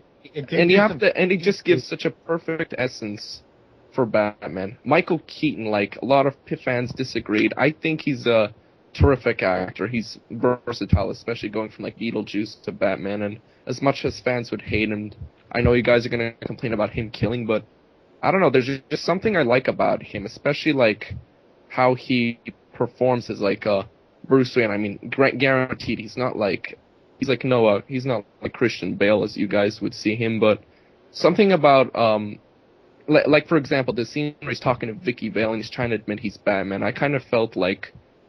Yeah, I just felt like he just really made a really good Bruce Wayne with like how you just kind of like he seems like such a mystery to you. Like Joker's the one who's better known in the film, and Batman is more the mystery, and that's the complete opposite in Dark Knight. And I kind of like that contrast. How there are points you don't even know what the main character is like, and that kind of like drives my interest towards him a little bit. And quite honestly, I did really like how he was like Batman. Sure, he killed, but but unlike the Batman that was made for the comics and the whole and like Batman Begins, that the murderer of his parents was Joe Chill, whereas in this one he actually kind of has a reason to hate crime, and it was Joker, of course, and I think that's what kind of like makes the character a little different, is because. If it was like someone else, I guess, and with Joker, he actually has a personal vendetta with him and a reason to go against crime and even go as far as killing people because he's like seen it being injured with how much this guy is actually hurt. With Joe Chill, he was just a random thug who just killed his parents, and I don't think he did anything else aside from that. And he was desperate. With Jack Napier. Why? My parents are dead. Yeah, but with Jack Napier, he's like a pretty big. He's like you saw his status, how he's in the mafia. He like pretty much would have killed anyone he would have wanted. I'm so going Grisham's to kill right that ice hand cream man. man when I was 5. Okay, Martin, can I stop you on that point? Of course. I want to be advocating to the other side on that. That's probably one of the main reasons why I dislike the original 1989 Batman so much, is because I do appreciate the mystery. I understand Batman Begins had to tell an origin story, and like I love the origin story, but I respect the mystery. But the problem is that with that retelling of the origin in Jack Napier replaced Joe Chill, it ruined the character history for you. Yes, it ruined it. It's not even about respectability. It's that out of millions of people in Gotham, Jack Napier was the one to fall in and become the Joker. Out of all these it's just, I don't believe in such coincidences like this. It's just like, Yeah. You're a detective. You're not meant to believe in coincidence. I'm not even talking about that, but it's like it's kind of a cop out in storytelling. That's a problem. Lazy. It's very lazy. It's cheap. What's a twist? And it's not even like, Get out of here, M. Night Shyamalan. it's not even it's just to make Joker seem better. Joker doesn't need that relationship with Batman to be still awesome. That's what I'm trying to say. It's not the relationship he needs, but the relationship he needs. You need to really Let's hold stop hands. with I swear to God, Jerky, when I start dating, I'm going to use that line. when it comes to Michael Keaton's Batman, though, I mean, he's just he doesn't pull off Bruce Wayne. It's not even about looks, really. I mean, I prefer Christian Bale's look, but I mean, when it comes to acting, he seems bored. Awkward. He seems awkward, dumbfounded. Like his mouth is open sometimes. He's got nothing to hide. That's the thing, and that's like a nostalgia critic makes the argument that Christian Bale's Batman is too obvious. But I mean, there are legitimate assholes like Bruce Wayne out there, and Bruce Wayne is supposed to be an asshole. He's not supposed to be a nice, quiet, introverted guy, because then someone starts pointing, maybe the rich person in Gotham might be doing something with his money. Was he like that in the animated series? I can't Yeah, remember. he's a lot of comics, The too, animated at least series ones I've seen. In the I think animated, it was a little bit more tame for an asshole. yeah, it's that's the thing. It's tame because it's for kids. In the animated series, he's outgoing, he's happy, and that's how they try to establish their version, is that he's really Children aren't allowed to know what assholes are, you guys. yeah, that's the thing. He's a lovable idiot in the animated series who's buff and he's a playboy, and that's one comment. And like, there's like a fear episode, the first introduction of Scarecrow. One of the doctors, who was a coworker of Thomas Wayne, criticizes Bruce Wayne and how that he's a disgrace to his father's name, and that he didn't live up to what his father wanted him to be. Because Bruce Wayne is just irresponsible playboy and all that. And that's that's what I really liked about the animated series and about Nolan's Batman, is that even when Rachel Dawes calls it out, that he's being just irresponsible, he's just swinging, as we remember, is that he lives up to the lie, whereas Michael Keaton does not live up to the lie. And that's ultimately the argument that's to be made when it comes to comparing Christian Bale. And it makes him feel a little bit more obvious that he's Batman, right? Yeah, it's a little too obvious. He doesn't. You're playing at least two different actors when it comes to being Bruce Wayne. Christian Bale will argue four, but ultimately, when you come down to it, it's two. It's the introverted face of Batman and the outroverted face of Bruce Wayne. So, I'm not sold on Michael Keaton. But anyways, Should we get back to Rises? Let's talk about Rises again. Rises was a movie, gentlemen. Dark Knight trilogy and comparisons and all that.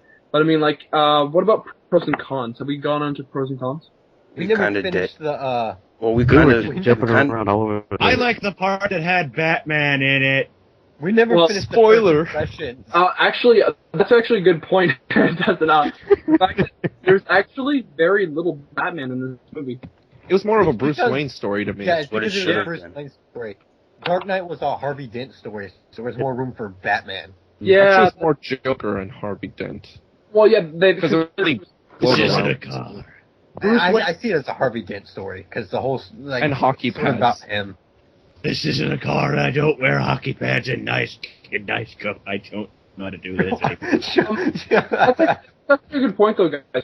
did you guys feel that there was a complete lack of imposter Batmans? Well, they kind of stopped after hearing what Batman did. I'm guessing. I mean, shit, I don't want to be Batman. Here's what really I'm nothing thinking. to do. Like That's what I'm they sort of they're See you as Batman, they're going to arrest you. can I just say one point that when we talked about this a long time ago, in one of our earlier chats, no Back reference. in 1962. One of our earlier chats, we had discussed a reference made in Batman Begins. It's like, we'll have to be relatively large orders to avoid suspicion. How large? So, say, 10,000? Oh, well, at least we'll have spares. I really thought that was going to come back in Rises in some... I know it was about the police officers being ordinary people representing everyone, but I mean, like... They should have... 10,000 of those.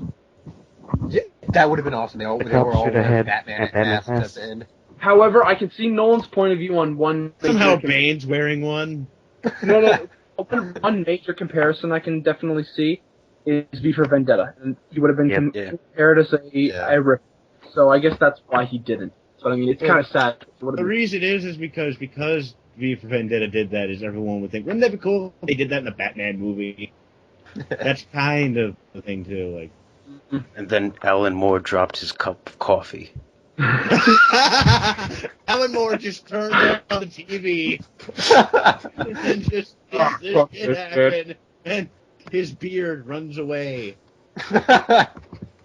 But that was one problem I had with it. Like, they completely abandoned the rich versus the poor, and it was just Bane's minions versus the cops. Like, if it was... At the end, everyone wanted to be a cop. Here's the argument I can make for that, though, Chris, is that when it came to that final battle scene, it was the largest thing Christopher Nolan had ever done before. When it comes to extras, he had so many extras that it actually became problematic when it came to filming and organizing and getting people to cooperate. So I can understand that one guy who's drinking the Mountain Dew to stand still. Sorry, I was just thinking of that ad. I love that ad. Understandable if you can't be way too chaotic in the sense that it was supposed to be clear. You guys are dressed as police officers. You're dressed as mercenaries. Extras, I want you to find a person in the crowd and start pretend fighting. That's the idea. It'd be really hard if you had random people and cops versus... I think it would have been a clusterfuck, to be honest. I just don't like how this commotion to happen. Some men just want to watch the world burn. Can we stop quoting Batman? We're talking about But Batman. it was a big rock. We already did that joke. I don't give a shit. I wasn't here. I just don't like how I'm they just gonna abandoned the read shit idea. right accident. Like, after Bane's whole speech about the rich versus the poor, and they just abandoned the idea. They dropped that. I was like, what was the point of that? The rich and the poor, and don't sound like Sean Connery from a walkie-talkie. Cover that too, Duke. I know, but I'm pretty sure you guys just said Darth Vader. We didn't even mention that. You motherfuckers. Anyways, Matt, continue. I was busy talking to a girl, you guys were talking Batman, and I somehow feel like the asshole, you bastards. I'm talking Batman and to my lady. We should all beat him up after this, guys. No, Jerky won. Because he's actually straight.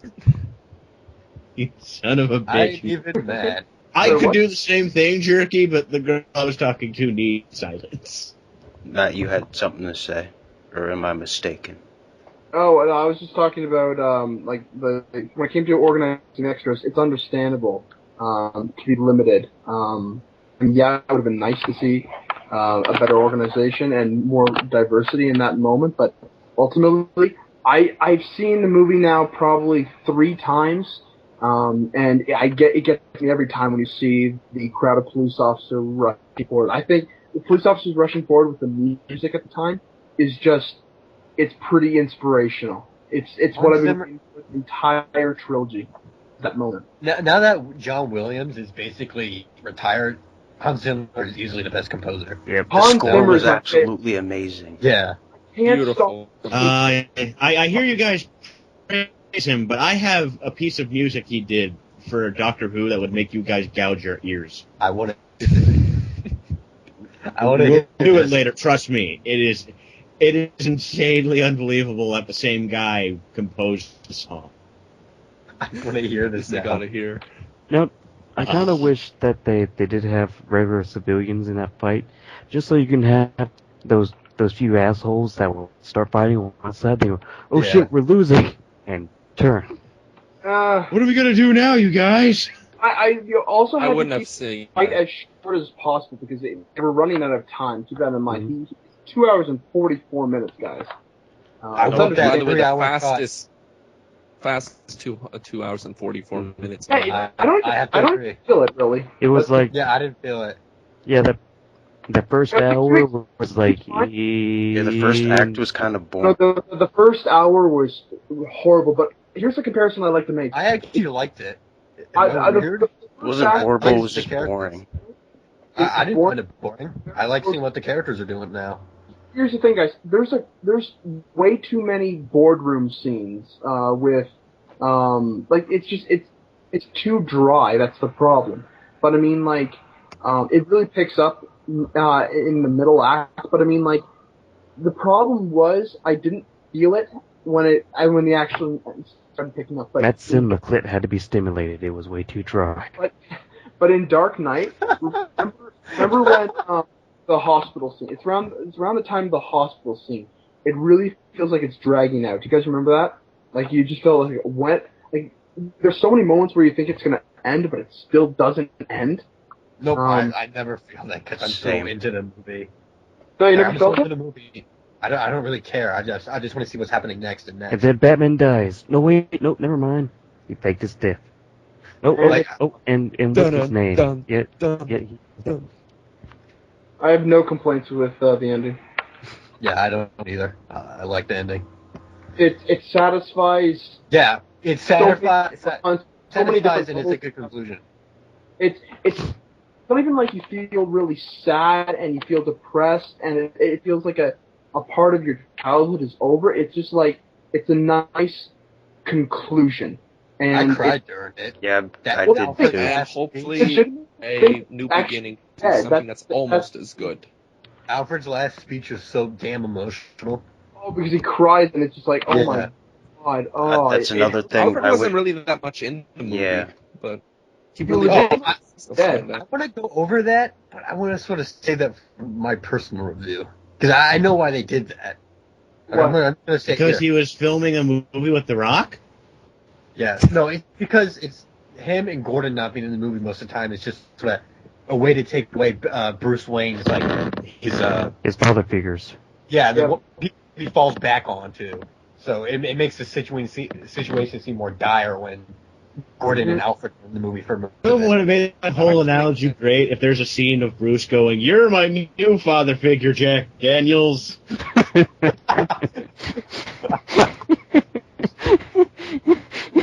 Wouldn't that be just priceless? That made it a little more evident. Here's another thing that That'll really. be Iron Man 3. Did anyone else? Did anyone else get Dude, really I don't know. surprised Dude, when, come here, Uncle Jose. Guys, I can't hear Matt. Did anyone else really surprised when Bruce Wayne went absolutely broke and Wayne Enterprise went bankrupt? Yeah, I sort of was. That was a twist. Foreshadowing. Here's the thing, That was a that huge leads to twist. one I never thing that- expected that to happen in that movie. Here's one thing about that still annoys me, and I want to see you guys try to explain this. Okay. He has no money, right? Yep. How does he get back to Gotham? Batman. Oh, I want an actual high legitimate places. reason. I want an actual Is it legitimate explained in the fucking Do you novel? accept reason. that in the comics? If he does something stupid in the comics. I never accept that bullshit, Jordan. Oh, okay, guys. He did a reason to bitch. He stows away on a ship. But here's my problem though. And I think there actually is a legitimate reason. It's I'm not sure it's there, but the movie never explained it. it's not explained. But here's the thing. It's understandable that he got on a ship in wherever part of the Middle East he was and got back to, because Gotham's on the East Coast. But to actually get into Gotham, the only logical conclusion is that he went on the east side of Gotham, not on the mainland, not on Gotham Island, but on the mainland. He went to Wayne Manor, and there actually is in the comics a specific tunnel that goes under the water. It's similar to a subway, but it's off the records, and he could have developed that over the 8 years. It's a long shot, but it's the only logical explanation for how he got on the island. It would be fine if they explained how he walked on the Matt, ice. actually, I do have a thought. The whole thing about he could have stowed away on the trucks, like the special forces did. There's ways to explain That's another it. one, but like, I kind of one logically solved it in my own mind, like he probably snuck on a plane or something, but all they needed to do was show a scene of him doing this, and I would not be complaining about this. Well, it's supposed to be a surprise when Selina Kyle turns around and, oh, there's Bruce Wayne. Holy crap. That thought came to me too, like it would kind of ruin it, but the thing is, we know he's going to make it because that epic fight that they show in the advertisement with everybody that they do to the Mountain Dew advertisement hasn't happened yet. Not everyone watched the trailer. I mean, that's one thing. I know, but how would you watch the movie and not know that there's going to be a in an internet-centric world, a majority of the people see this shit. My cousin, and I have a huge amount of respect for him, my cousin actually did what I thought was impossible. He went because he's not a huge comic book fan, and he never watched a single trailer. If a trailer was coming up in a movie theater when we were in a movie in like January, he would get out of his seat, walk out, and then we'd go get him once the trailer was over because he didn't want to get spoiled. And he absolutely loved the film because he went in with absolutely no preconceived conceptions. And it was huge. He had nothing was slightly hinted to him at all. That's the thing. Your experience was better than mine because I had a couple weird things happen to me in my theater. I did too. First off, and this one's just kind of important to bring up, because of the guy who should not be named, who will hopefully burn in hell righteously. I think we'll mention that at the end, but... Yes, yeah. That's why I didn't say it. I want to point this out. I just want to get this out of the way right now. There was someone sitting like 2 rows in front of me. As soon as they heard machine gun fire in the movie, they obviously looked scared out of their fucking minds and they left the theater. Don't fucking laugh, Jordan. Shut the fuck up. There is one thing you can't laugh at, though. Really Jordan, there's a funnier thing you can laugh at, though. There was a guy wearing, that toy Iron Man helmet? Someone was wearing that in there. Really? Yes. I was like, wait, is that guy in an Iron Man helmet? That's so late.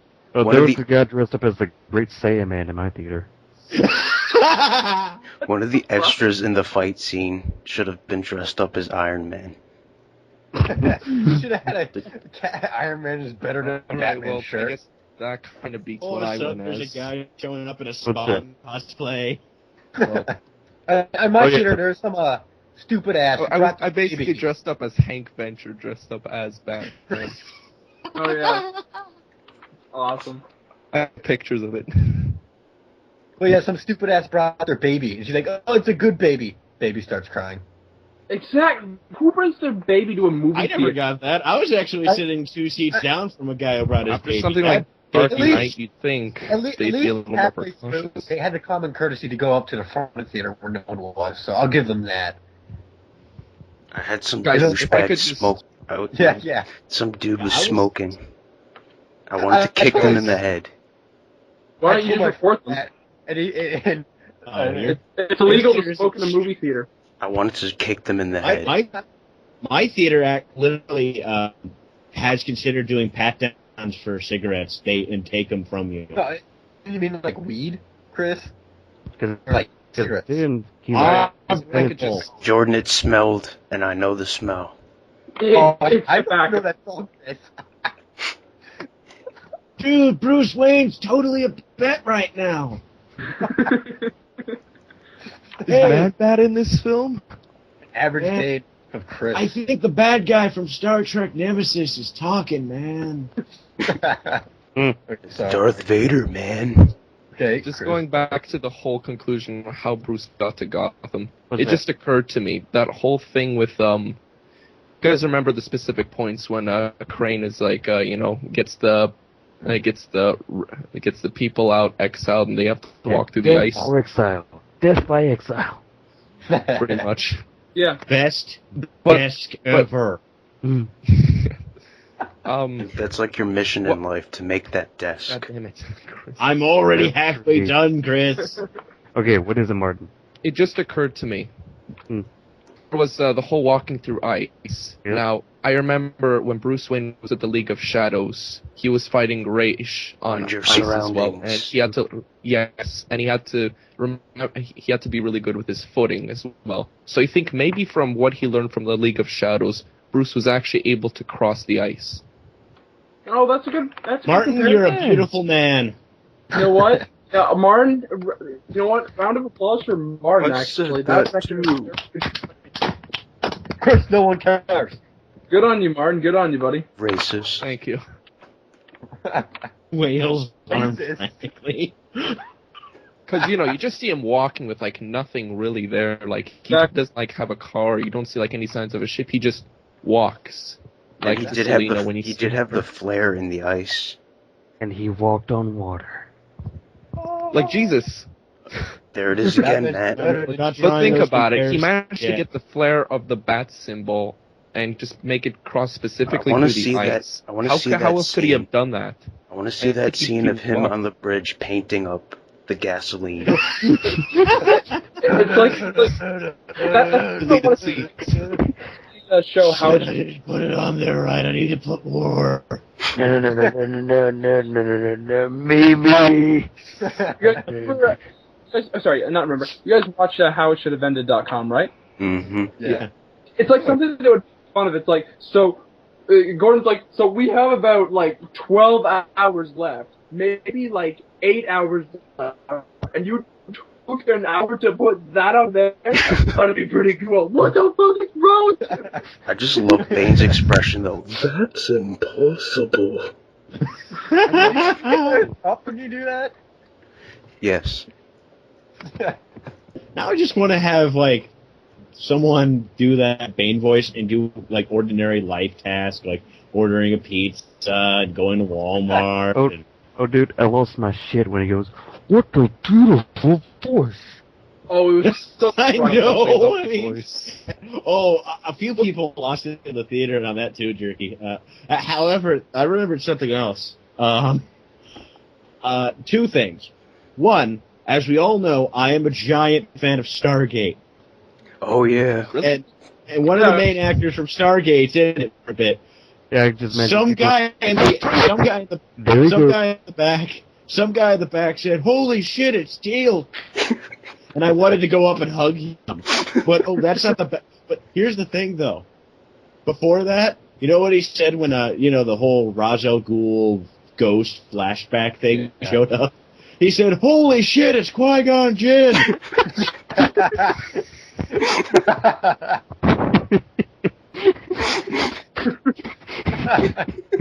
Awesome. And I'm like, screw you, Anakin. He's off helping Bruce Wayne. Did he even watch It's more Batman constant for Begins? 5 minutes, and he just... I don't know and I don't care. That was awesome. That's why I can't hate this movie no matter how many people try to make me. I'm going to remember that guy for the rest of my life. Oh, that's only slightly better than something that someone did during Avengers when Thor was yelling at Loki. I can't even remember the dialogue anymore. Where they were like, "We were brothers," and then the guy behind me said, "We watched Fern Gully together." I couldn't stop laughing after that. I'm pretty sure I missed maybe 2 minutes of dialogue. Can we talk about the comic references? Yes, that would be nice. Dude, they Okay, totally yeah. reference As far as Gotham I City know, in there this was- movie. I think the other football Nightfall, team, No Man's Land, Dark Knight Returns. the other football team in this should have been Metropolis, because I'm pretty sure the other one was a fake team. So why not just make it Metropolis? Yeah. It's you know what, it would have been. Can't reference other things, Jordan. Here's one thing though, is that Nolan wanted, like, he called it Rapid City because he didn't want to have any tie to absolutely anything remotely of a different character. I mean, he wanted to, since Batman Begins, even in the fact that he made The it DC a reboot makes Sky Gardner from Rapid City. You mad, Nolan? instead of making it like the Mark of Zorro, he made it a theater production. He wants to show that there's absolutely no other superheroes in the world remotely similar to Batman, and he's the only one of his kind, and forever in his universe is the only one of his kind. That's what he wanted to prove from the very beginning. but No other cities exist. that doesn't mean Metro City can't exist, or Metropolis. I don't know why I said Metro City in this final fight. City. He didn't want to tie There's it no in. reason Metroplex can't exist in this continuity, you guys. Jordan Haggard in the next Batman movie. Remember Don't Batman? tease me, Chris. It's about 25 miles to Metropolis. Like, they already made that kind of reference before, and a lot of fans were kind of pissed. And then they heard, I need a name, Batboy, Nightwing. I hate that line. I hate that fucking line so That's why much. Superman works alone. I hate that line. The first 2 minutes of the movie. This is why Superman works alone. That was the second like, line of the movie. Done. I'm out. He walked out of the theater, paid my ticket, done. I want Okay, a why car. not the city? Why not the city Flash lives in? I don't even know what it's called. So Union no one, City. most Central people, City. Central City. yeah, most people wouldn't get Well, it. actually, no. There's Keystone City for Wally. One of those two. There you go. They should have It referenced. doesn't mean Ludwig. Flash exists. It just means the city exists. Well, the same could be said with Arkham City because they mentioned Metropolis, so there was Well, obviously. The next Arkham they game weren't could have been- as They don't have much of a stickler on that. It's obvious that no, only Batman references. Yeah, the next Arkham game is apparently going to be a prequel with the Justice League in it. So And No, they're all just gonna sit there eating Chinese food, going, "I wonder what Batman's doing." no, the next Arkham game is actually going to be Arkham 3, but that's another game they are wanting to work on. Is a Justice League. It's a Justice League video game. Arkham No, 3, no, Arkham no, Asylum no, 2, no, I Arkham's Revenge. Search for Arkham's Gold. Arkham 3 Reloaded. Oh God, no! Arkham 2, The Quickening. Terrible. Batman, you have summoned me with your magic call. Let us go. I want all these games. Arkham City Judgment Day. We talk about how fan service could have made the film a little bit better. Arkham Oh. City Elect. Like when John Blake grabs those kids to have them go order people to leave, get the fuck out of the city. I was saying he should have went Jason, Dick, Tim, and hey, Stephanie. yeah. Other Stephanie. Oh, guys, I've already talked about this. There's been tons of fan service in the. First off, it's there. It's just overlooked. I'm talking about there's Detective Allen, who's in the background and actually has a speaking role. Detective Allen. Ollie, I don't know if is actually a character, but I mean, like, no, I mean, you have fucking Talia is actually a surprise character. League of Shadows has more depth. The Prison Break is straight out of Nightfall. You could arguably make you could make the argument that each one of Bane's main henchmen in the beginning, the ones that actually at the stock agents, etc., are actually characters from Nightfall, like Zombie and some of the other characters, and Bird. Can we say one of the they're condiment not came that way? I could say not- he's Bob. Mentioned, but they're And then, of course, the fight scene was right out of Nightfall. There's tons of fan service. I could not even make the to claim that it's not fair when it comes to fan service. I don't think it's just comics. I think there was one character. It was the one that Bane snapped his neck, and he was the one who He was in the comics. Paid. Daggett. Daggett. I thought he was from the animated series. From Angry Beavers? Animated series. Wasn't there a character that was named that too? Was it? I thought it was in the comics. Not Daggett, you jackass. I'm sorry. Could have Black Man. I was talking to Jordan. Martin, you're the coolest man here. Thanks. Wait, what did you say? They could have the Joker, you know. They really dropped the ball on that one. Yeah, I was waiting for. Why do we have to have a Joker reference? I'm with him on this one. It's bad. I just want to know what happens to him. Like, No, you know, but I mean, There's so much. Well, guys, think Firefly. about it. Joker making such a huge impact of a character, people are obviously going to want to know what happened to him. You can't just. No. Here's the thing, though. A couple of my friends had this talk. They would have been like, "Yeah, but you would have a bunch of people groaning. Oh, there's the Joker reference." I know tons of people would have fucking done that. Yeah, but think about it. We got everyone else in there except him. You got Scarecrow, Ray even appeared for 5 minutes. Harvey Dent had That's like because. a bit of time. Hey, Battleship will prove Liam Neeson will just do anything Dude, now. we made that. Right? Don't you He mean Qui-Gon Jinn? Think for 5 minutes. Okay, yeah, but the thing with the Joker not even getting referenced is that it sort of leads you to believe something like he basically died. And who wants to see the Joker die? well, that's another thing. Is that keep this in mind. There are a lot of cops that got killed by the Joker. There are a lot of people that got killed by Joker. You could legitimately conceive that SWAT officer at the very end of Dark Knight just took his assault rifle and blew off Joker's face, and it's perfectly legitimate. Sadly, So- that won't happen in real life, as proven by who we're going to talk about. We're gonna talk about that at the end. We're gonna talk about the end. Anyway, so back to this. Can I mention one it- reference? it- You go. Never mind. I'll Okay, say in it the later. in the book, he's just the last inmate of Arkham, and no one touches him, and he's just been in there for years and years and years, and he's not going to escape. So, and when that undermines, though, call. keep this in mind. When it because Chris showed me a depiction, a storyboard made by a fan of including a Joker reference. Wouldn't that undermine absolutely everything that he did in The Dark Knight if Bane just left him in there? No big deal. It makes him look like a chump. Even that when he frowns and he looks like a spoiled kid who's just been denied his toy. It just looks like it's unsatisfying. I don't think there was anything you could possibly have done. Maybe he was too scared to release him. That would have respected Heath Ledger's memory.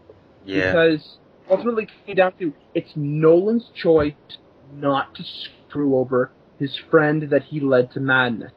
That's the problem. A lot of people just don't come to grips with the fact that he encouraged this behavior, this go into a hotel room for over a month of complete isolation, studying the character, and he feels responsible. He doesn't want to talk about Joker ever again because he feels horrible.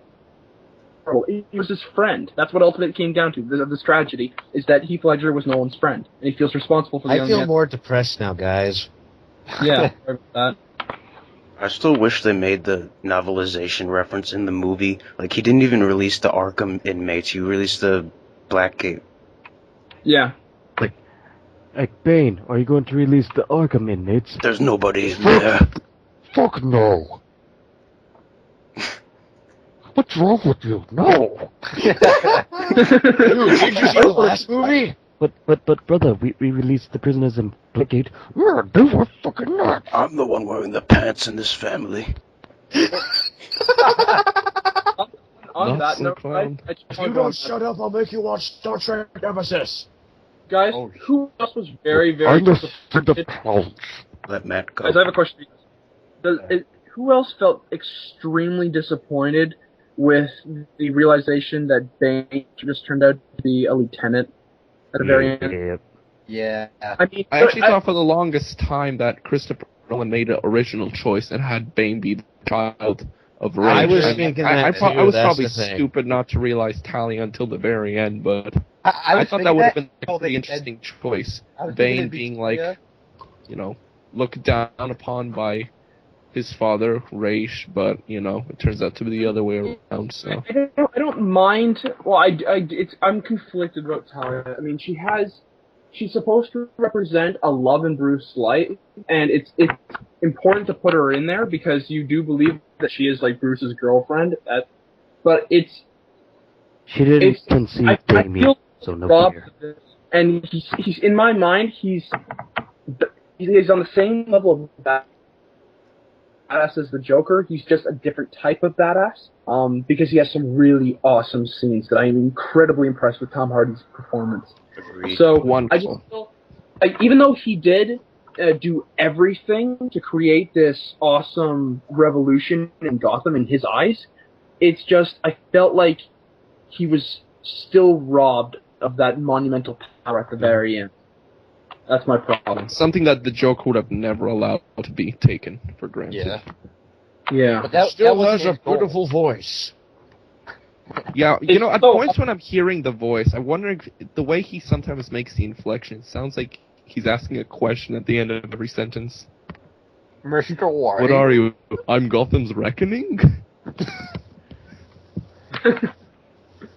I mentioned that You have my permission to die? you have my permission to pie. Yes. Fuck yeah. Can I mention the comic And I will reference break no one you? else has really mentioned? What? Nolan did play to the Lazarus Pit, but it was in the form of the prison. Yeah. I've seen a lot of people actually cover that. It's not us. Yeah. What Lazarus Pit? I didn't see. The prison. No. The prison is the Lazarus Pit. You rise from it. You're Yeah. dead. Oh, You're dead when you go in, that but you shit? rise from it. Yeah, I've seen that. That makes so much I did. It's the first time I've heard of this. I feel like an idiot. Yeah, No, it's really clever. A lot of it's just one of those analogies, those comparisons that I felt was really, really cool that they made. Yeah, I'm usually really good at picking shit like that up, but damn it. I don't belong in this world anymore, guys. I'm out of here. I guess we were right with the early set Go back to picks. Star Trek Nemesis. Duke is fed up with this world.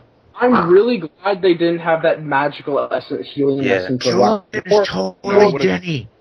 Or they used Lazarus as like what Bane was fueled by. I liked how Bane was just powerful because he worked out. He was realistic. He was someone you could actually become, even if like he's a warped sense of justice. He still is a figure of justice. He's just. But they have a On a historical note, I don't know if we have any history buffs in here. I really like history, so I found this Yep. really cool. And since you guys are American, except for Martin and I, you may not appreciate this, but I feel even more shameful now. there's a time period in the early 19th century and the late 18th century called the French Revolution. Yeah. Yeah, I read got by this too. Like, Bane was And- Robespierre. Well, no, not even Robespierre.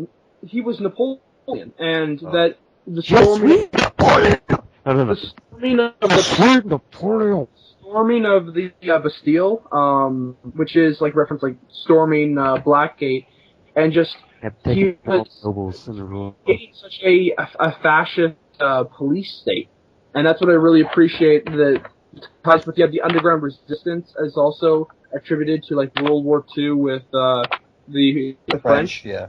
I just thought this was Nolan had some very, very, very good inspirations for He this said movie. Tale I of Two Cities played into it too. a lot of credit to him. Now, however, I couldn't really find any of the 1950s references that he had been watching a lot of old time movies for inspiration. Couldn't really find that though. I found the historical references though. I think I might have mentioned this before, but the whole thing with Bane, you know, talking out about like the whole Dent Act and Gordon's true statements and everyone going crazy. I thought that that was a little bit like Occupy Wall Street at first. I mean, not trying to jump into anything, but That's a good point to make. I definitely felt Then that. Frank Miller magically appears. But Nolan said that he wasn't trying to make any political statements on current economics and all that. But Yeah, I'm not looking for anything political. I'm just, saying it kind of reminded me of it. I think we kind of covered like all my gripes. I just have a couple little nitpicks. My only gripe with the Joker thing. That was my only gripe with the movie. But after Matt gave his giant epic speech, epicness, I forgive everything ever. Yeah, I kind of understood it. I'm even closer to forgiving sci-fi for canceling Eureka on me, those bastards. Wait, so what was the epicness? Your speech about why they didn't. You gave a couple of those, Duke. Oh, okay. I was only here for the one about the Joker. I showed up late. Get off me. Matt is the anti-internet reviewer who hates Batman. Like, he could go and comment on all those videos and probably win the fights. Yeah, because Matt got us back into the game. I've always loved the movie. That's actually what I really felt disappointed when I heard that Chris was disappointed on such a level. I mean, he loved it when he sunk in. He felt like Well, I didn't hate the movie. I just felt there was lots of flaws. Well, there is. I'm going to talk about this movie. First off, I absolutely loved it. I've seen it 3 times, and it still is my favorite comic book movie. It has its flaws, and the flaws are mainly due to small little things here and there. The most apparent one is audio. It is fixed to max, but I mean, it has its moments where it is pretty bad. I'm not gonna lie, but I mean, like, it was boring. The first time I saw it, it was really boring because I was expecting more and more and more, and then I just got disappointed. And I'm talking to my cousin next to me. He yawns, and I yawn. It's like, this is fucking boring. But I mean, like, it escalates on a scale I have yet to see in a comic book movie, where it goes from literally zero to 60, very, very quick. Yeah, the entire climax, I was literally at the end, like the edge of my seat. Oh yeah, I was too. That's another thing. We've never, like, Joker may have had 2 boats filled with people with irradiated explosives. They had a fucking thermonuclear bomb. I was like, I'm trying to think of it in my mind. Okay, how are they going to do this? How are they going to do this? And then it came to me. He's going to put the wench on from the bat onto the bomb and fly it off. That's the only logical thing I could come up with. Is like, how are they going to do it apart from disarming it? And they couldn't disarm it because. By the way, did anyone else go? Bane was awesome when he broke the scientist's neck. Mm-hmm. Yes. He broke a lot of people's necks. And he just asks, and who is the only one that can disarm this? Me. And it's like, thank you. Crack. Oh, okay, sweet. Here, you have something on your neck. Oh, would you look at that? Am I weird that I find all the original Batman movies boring, but I like the stuff at the beginning, the first half that apparently you all hate?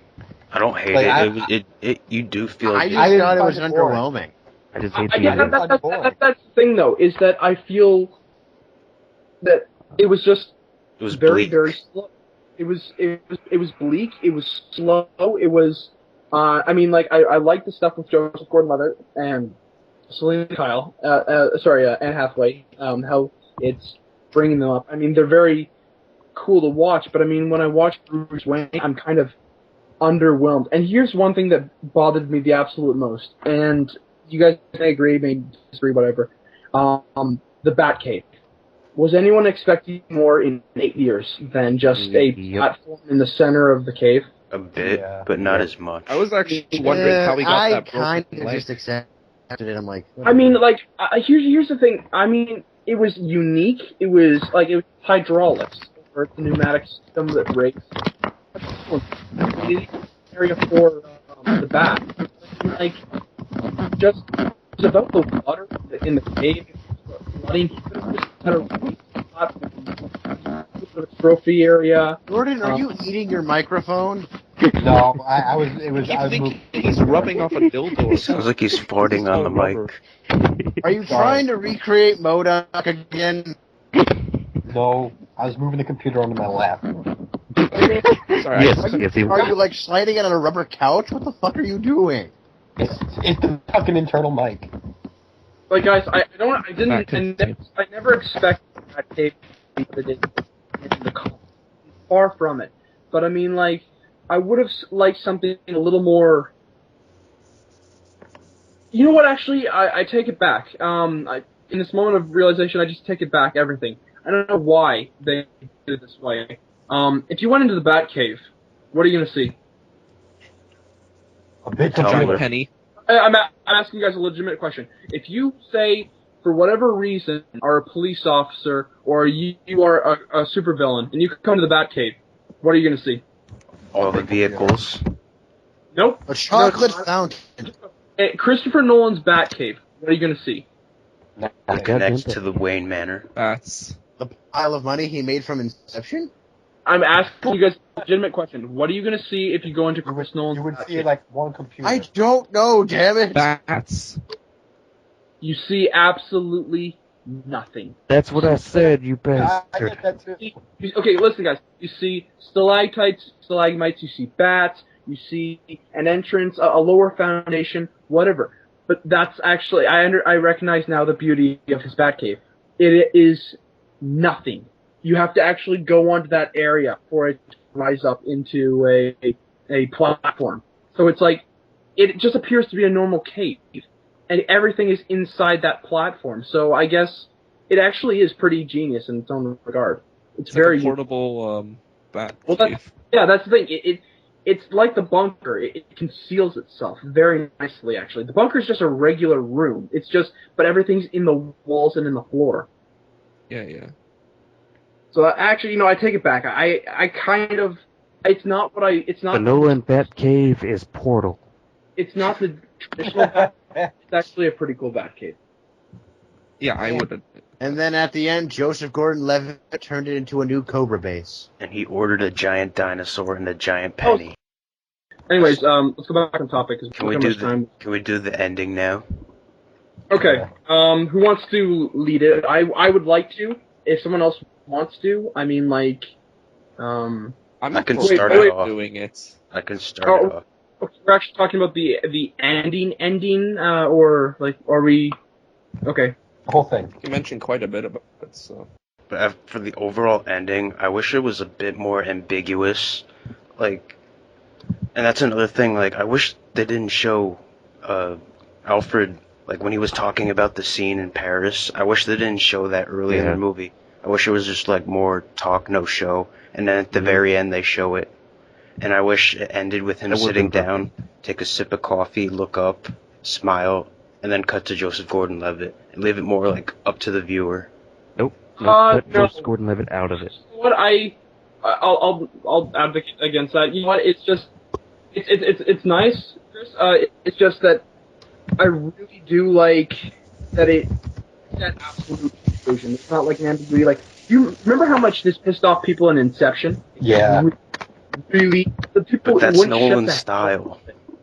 No, but that's the thing. Is that it's not really Nolan's style. It's only Nolan's style for one movie. This was that concrete alive. Remember, maybe alive. No, he's dead. He's dead. He's 6 feet under as well. Nolan has some things that he wants concrete and some things he wants ambiguous. He wanted the Batman or the fate of Joseph Gordon-Levitt to be ambiguous, but Bruce Wayne had a set list. But I'm still fine with the overall However, ending. I do agree with you. I do agree with you, Chris, that when it came to talking about that fantasy in Florence, in the cafe and all that, when you see that, it kind of like spoils the end, kind of. Spoils it, because when you hear the like when you hear the main Batman theme go on in the background, it ruins it, and he gives a smile and a nod. It draws for too. I've actually taken the time to. Because this one scene bothered me every time I saw the movie. It's like about 4 or 5 seconds in length, and it's too long. It's not much of a surprise. It spoils in itself, unfortunately. I still like the ending overall. I teared up at a few parts, like the throwback to Batman Begins. All it takes is like putting a coat over a little boy's shoulder. I teared up. That was one of my favorite parts. Yeah, I love that. The fact they made a reference to that it solidified that very personal relationship between Jim Gordon and Bruce Wayne, in a sense that it felt like you were what saved me. You kind of inspired me in your own way to do the right thing. Like, you showed me that because it's like you have your parents murdered, and I know it's such a small thing, just putting a coat over a kid, but I mean, like, this was the moment he could have been a supervillain, pretty much. Kind of like he has no more reason to believe that there's decency in people, and then you have a cop that places a coat over you and tries to comfort you and tell you it's going to be okay when you're very afraid. I think that scene made up for the... I just want to say that, for one, that I think Gary Oldman is a fantastic actor. I think by far he actually made Commissioner Gordon one of my most favorite characters in this series. I hate the Academy for not and giving the him way any he recognition. actually said that to him, and then the way he just realized it was Bruce Wayne, I thought it was a brilliant moment. Well, it was a drawback to that, like giving a quote, you know. Yeah. Yeah. So it was a nice throwback to Batman Begins on that regard. I just thought it was so wonderfully played. Speaking of Gary Oldman, I don't think there's ever going to be a Gordon as good as his again. Brian No, I Cranston. think there could. He's going to be J. Jonah Jameson. Brian Cranston was already Jim Gordon in year one. Be quiet. No, but I think there could be a better Batman. I think there can be a better Joker, better Bane. But I don't think there's going to be a better. No, that's where I would argue is that the father from Malcolm in the Middle, who was in year Bryan one, Cranston. you know what? If you give him, if he doesn't have the short Breaking Bad bald head, if you actually like the glasses and the mustache, he already has a mustache. What I really believe he could pull it off, and I would actually really like to see him as Jim Gordon. I want him as Jameson. Damn it. No, you know. I want him more as Gordon now. Fuck Gordon, for sure. Jameson. I bet he'd even look like Gordon from like Long Halloween if you give him the big glasses. Give him giant Tim Burton glasses. But then I want a scene of Batman saying, Then he's gonna look more like Twitch from Spawn. Oh, fuck. Gordon. We need to cook. Alright, Mr. Vance. Alright, Mr. Wayne. You were supposed to know that. I barely know this, but it's making me smile. But what'd you guys think of the ending? Well, I honestly, don't see any problems with it. It should have ended I the don't way know I why- say it should have ended. It should have cut to black and George Clooney wakes up. And it says it was all a dream. Oh, I know that would happen a million it years. should have been, And then George Clooney Should've rubs his been, rubber nipples.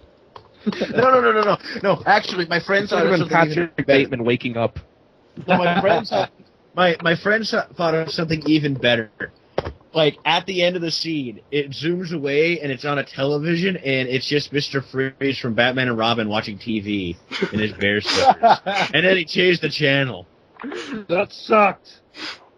That wasn't cool at all. Let's watch more stop motion animation. I have to make you people sing. And then it goes, cue Inception horns. We need to...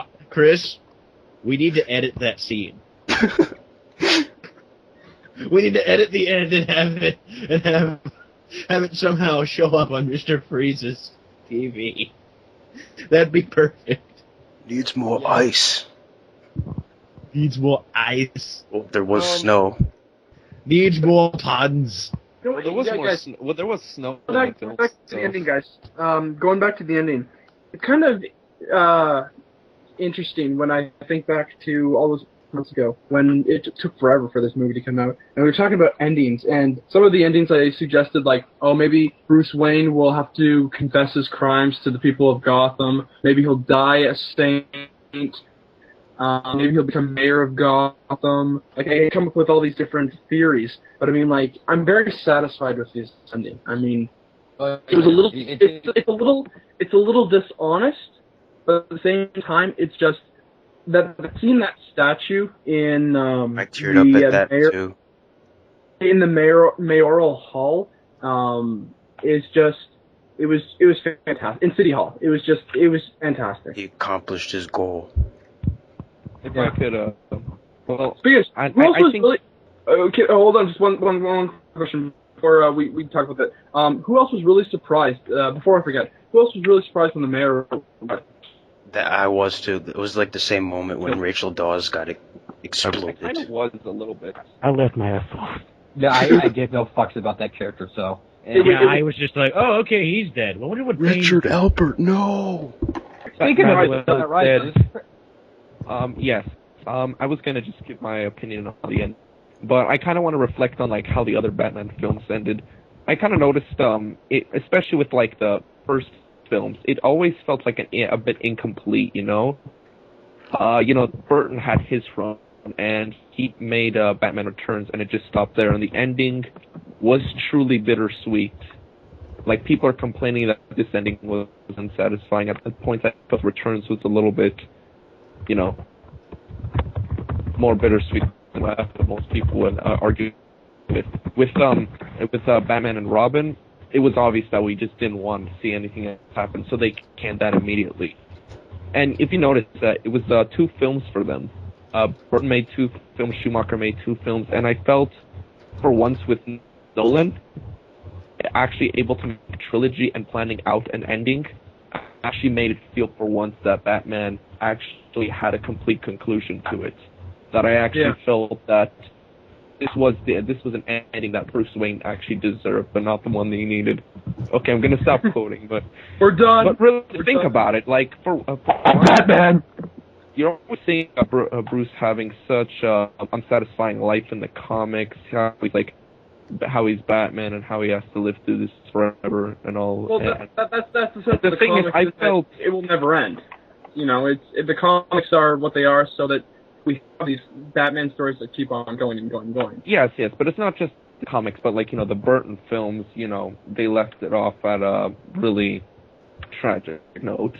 And you feel like, for once, you feel that Bruce finally got what he was striving for, and he was actually able to sit down and live the life that he wants, and actually influence Gotham for the better. Because you pretty much never see Gotham rise up before its corrupted state in pretty much any other universe. Think of Batman the Animated Series. There's still a continuation with Justice League and Batman Beyond, where Gotham's still pretty shitty. Look at Arkham City and Arkham Asylum. It's pretty bad over there too, especially with all the crazy still running around, and possibly they made it a lot worse. Burton Batman, there's still people out there that it's not going to make Gotham any brighter. But with this one, you actually feel, for once in a Batman story, there's a shred of hope. There's that point where things can actually turn out all right. And that's what I liked about it. Unlike everything else. True, I loved the Dark Knight so much with its grim atmosphere. But with this one, I was just glad that for once that there was a happy ending to a Batman.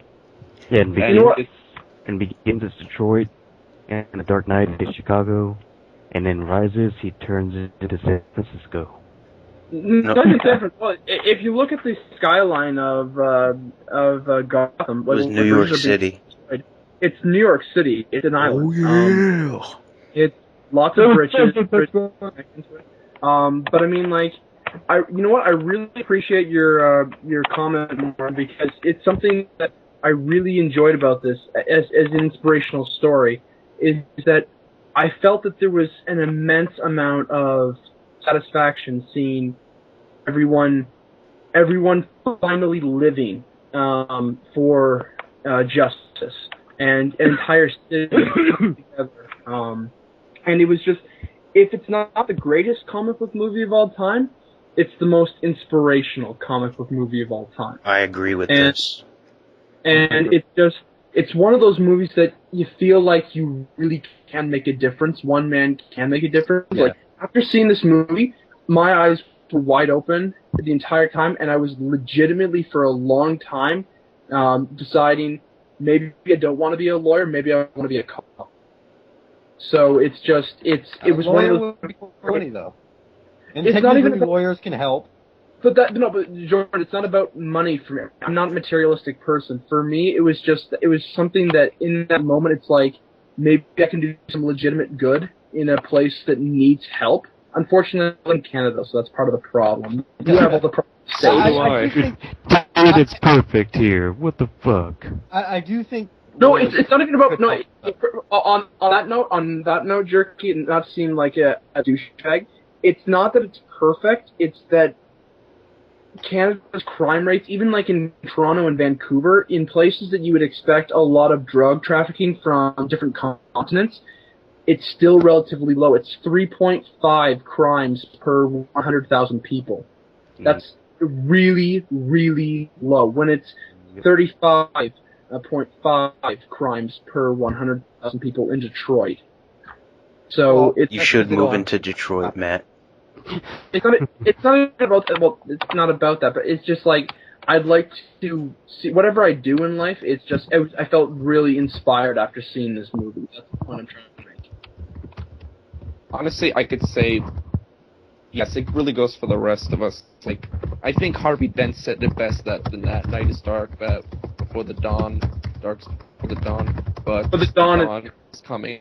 It shows that even with all three films, Bruce Wayne had to endure fear, he had to endure chaos, and he had to endure pain, which I felt were the three themes in the films that really ended up having him suffer through.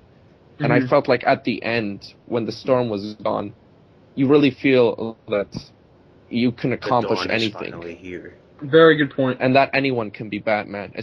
And you see at the end, it will come out of Joseph Gordon-Levitt, too, so... You feel like it's just a cycle that we all just need to find out how we can contribute ourselves and what we can contribute. So I could say this speaks on a very realistic message to not just Batman and Gotham citizens, but just ourselves. Yeah, that's. I feel it's one of those movies you definitely could present to a high school class and make social relevancy to what's going on in our world. That's the thing. It felt like it was maybe.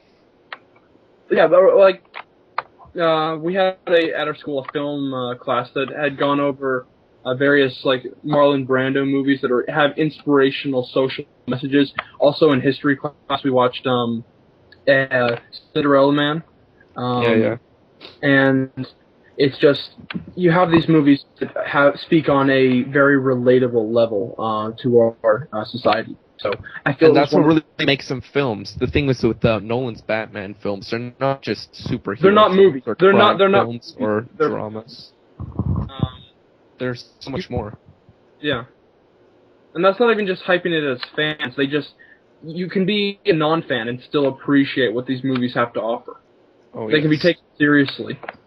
For a long time in the 90s, they weren't taken seriously. Yeah.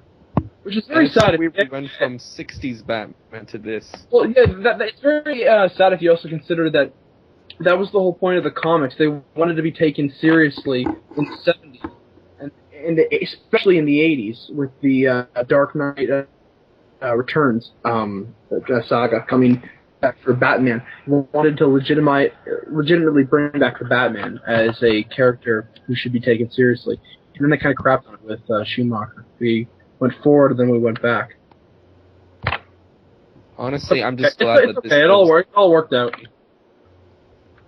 I'm just glad this series came with such a conclusion. It just really makes us think. And you know what? I guess the next good thing we could actually think about from the ending is like what will become of Batman in the future. I don't think it's going to get any better, but... I mean, Bruce Wayne or the role? Well, I guess just the future of Batman at this point. Yeah, I was thinking about that. Like, I was going to mention about, like, would Blake want to keep being Batman, or would you also want to like Bruce did?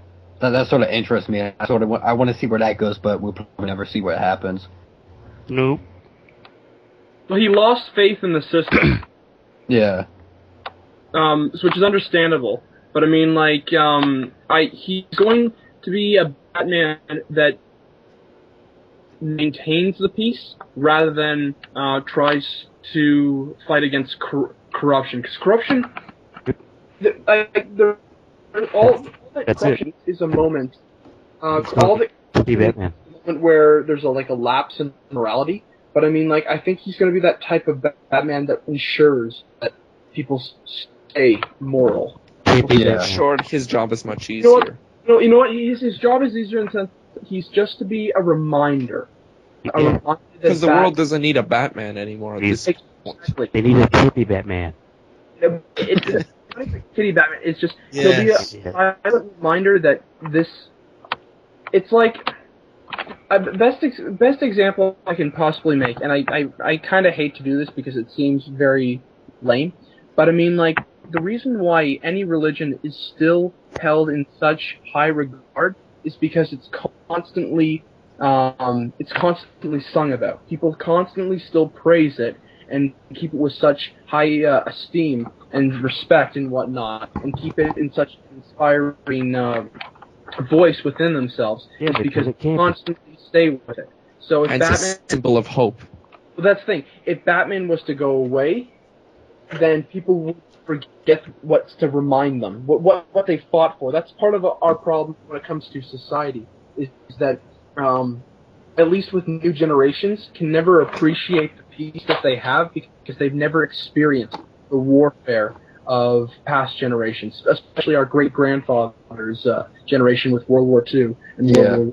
And they could only do so much with memorabilias, like statues. Well, that's the thing. You can only go so far. But I mean, like, with Gotham City just being a specific city, if you had someone going around at night as the Batman, at least it is a very good reminder. But I mean, that's the problem. If people forget the reason why they have this piece, then they go back to being selfish. And what's interesting is John Blake was actually part of all this, in a sense. He went through a lot of what Batman had in the third film. Yeah. So in a sense, I think he's the perfect example of that reminder. The perfect example of what they were trying to achieve. He was quit being a cop right after. He was, and another thing I really liked, he had the balls to question Gordon's lapse of morality with, like, succumbing to compromise, and it really set him apart as, you are the most idealistic person in this movie right now. At that moment, when I heard him say, "Your hands look mighty filthy to me, Commissioner." That was one of the characters I didn't like. Matthew Modine's role just felt he didn't really feel to be needed. Yeah, it was. Well, he was the one leading the cops, so he did some sacrifice. But aside from that, he's supposed to. He has actually a purpose, though. I'm glad his character's in there. Is that his purpose is to represent the average Gothamite. We hate Batman now. For a long time, I thought it was going to be Joseph Gordon-Levitt was going to be the average Gothamite who would have a change in opinion, but he always believed in Batman. No, it was Matthew Modine's character who was supposed to represent the pissed off Gothamite, one that is vindictive against Batman, vengeful, everything is on the Batman's shoulders, and he has a character progression. He may not be the most enjoyable character to watch, but he's a necessary character to watch in that he grows and then he has the sacrifice at the very end. Guys, if I could make a complaint, the beginning of the movie when they were talking about having the mayor fire Gordon because of peacetime, I really felt like they could have actually went somewhere with this. You kind of agree with me? Well, Mayor did die, so it's like, and people were more focused on Batman saving the city. In the novel, it explains why he wasn't fired or resigned. He's still commissioner at the end. Is that people overlooked the Dent Act fiasco in the sense that we just survived a nuclear bomb, and we have every right to feel accomplishment. So it's like, it was a small victory for Gordon in the fact that he got to keep his job. That or it could end up as Fall 3. Beyond final thoughts, I thought we were going to look at the future quickly. Alright. After Man of Steel, DC has no hope. their plans are just fucking horrible. Let's do Justice League next after Man of Steel. No build up. Yeah, I'll be honest with you fucking guys. As much as I love DC, I mean, in regards to only Batman, pretty much, I think Marvel's just going to win the jackpot from here on. I don't see much big plans from DC. I don't get I'm Marvel's not great too and satisfied DC with has their. Batman. Okay, I don't get this. They want to copy the big goal, but they're not going to copy all the little ones that made the Avengers the third biggest movie of all time. What? Yeah, it's really, really. This is one problem I've always had with DC, at least with Warner Brothers, is that they can easily knock Batman out of the park 3 times over. But the problem is, they really do not know how to manage. Even when they have the precedent, they have the formula shown to them. They still don't act upon it but here's the problem. Green Lantern was a monumental fail, and they were going to do Flash after Green Lantern. Like Flash and Wonder Woman. So that's their problem. They don't get good people. They were lucky to get Nolan for Batman. And hopefully they were lucky to get Snyder, even though they basically own Zack Snyder. So, like, they need to get more talent. Like, Marvel seems to have done a good job. They pick movie directors that are good. Like, I think his name was John Johnson or whoever directed Captain America. He did similar movies. Branagh, he did similar movies to Thor and so on. They need to pick better directors and like better script writers. Didn't the guy who did Captain America do James Bond? No, he didn't do James Bond. He did Jumanji. The Rocketeer. That the Rocketeer, too. which is an October Sky. Yeah. Okay. Period pieces. Someone I thought who did James Bond as one of his priors. That was the guy who did Green Lantern director, Green Mark Lantern. Campbell. Okay, maybe that's why. Let's pick the guy who did James Bond do a sci-fi movie. Seems legit. Hal Jordan is James Bond. Fucking, I like the DC characters, but DC just mishandles them so much. It's outside of Batman. Isn't it more Warner Brothers than DC? It's sort of both. We can play that. I think it's Warner Brothers because they just own DC and they do whatever the fuck they want. Well, I mean that's another thing. People have been making complaints over the last year and a half, 2 years, is that people were freaking out when Disney bought Marvel, and then they've made very, very, very, very, very little changes. But with Warner Brothers, people overlook. Sorry, what? I think the biggest change is that Disney's getting Marvel money. I don't think they've changed jack shit. Exactly, that's the thing. And then when it comes to Marvel, here's the thing, though. I'm paraphrasing a Teddy Roosevelt quote. The point of leadership is to hire good people, but recognize to not meddle in their work so that they can do their own thing. Because their own thing works. So that's the thing. That's what I like about Disney is they recognize, okay, Deadpool sells. We don't need to make it PG. So go ahead, have fun. Yep. So like, the DC. I've said this before countless times. DC and Warner Brothers are scared. They're scared of another bomb like Green Lantern or something like that. Jordan says the guys who made the New 52. Well, they're outside of comics, because they do whatever they want in comics. Outside of comics, it's just like Batman, here, Superman maybe, and then they try to do. Here's the thing, though. I know people who just think like that in normal life. Batman. How about food? Fuck you, Batman. I'll be honest. I kind of fall under that crowd. I'm not too big of a fan of Superman. I think he's too perfect. I mean, you could write many stories that make an essay on all the things that Superman, on how irrelevant Superman is nowadays. Especially the writer of Chris, what's the movie with the guys who have superpowers in Seattle? Shaky Cam. Chronicle. Yeah, the writer of Chronicle made the whole death of Superman and all that. Superman is just not a character of the times anymore. He was important a long time ago, and you can't even say he's the best because he's the first. That doesn't have anything to do with it nowadays. But I mean, like, he's too powerful. He's just like Superman. Powerful, unrelatable, there's very little going for him. It's not even about being dark. There are plenty of that are happy and light-hearted that still are great. And for example, I say Spider-Man, but I mean there are characters that have they have relatability, and Superman doesn't. He's too high up. You're losing cool points, Matt. No, I'm kidding.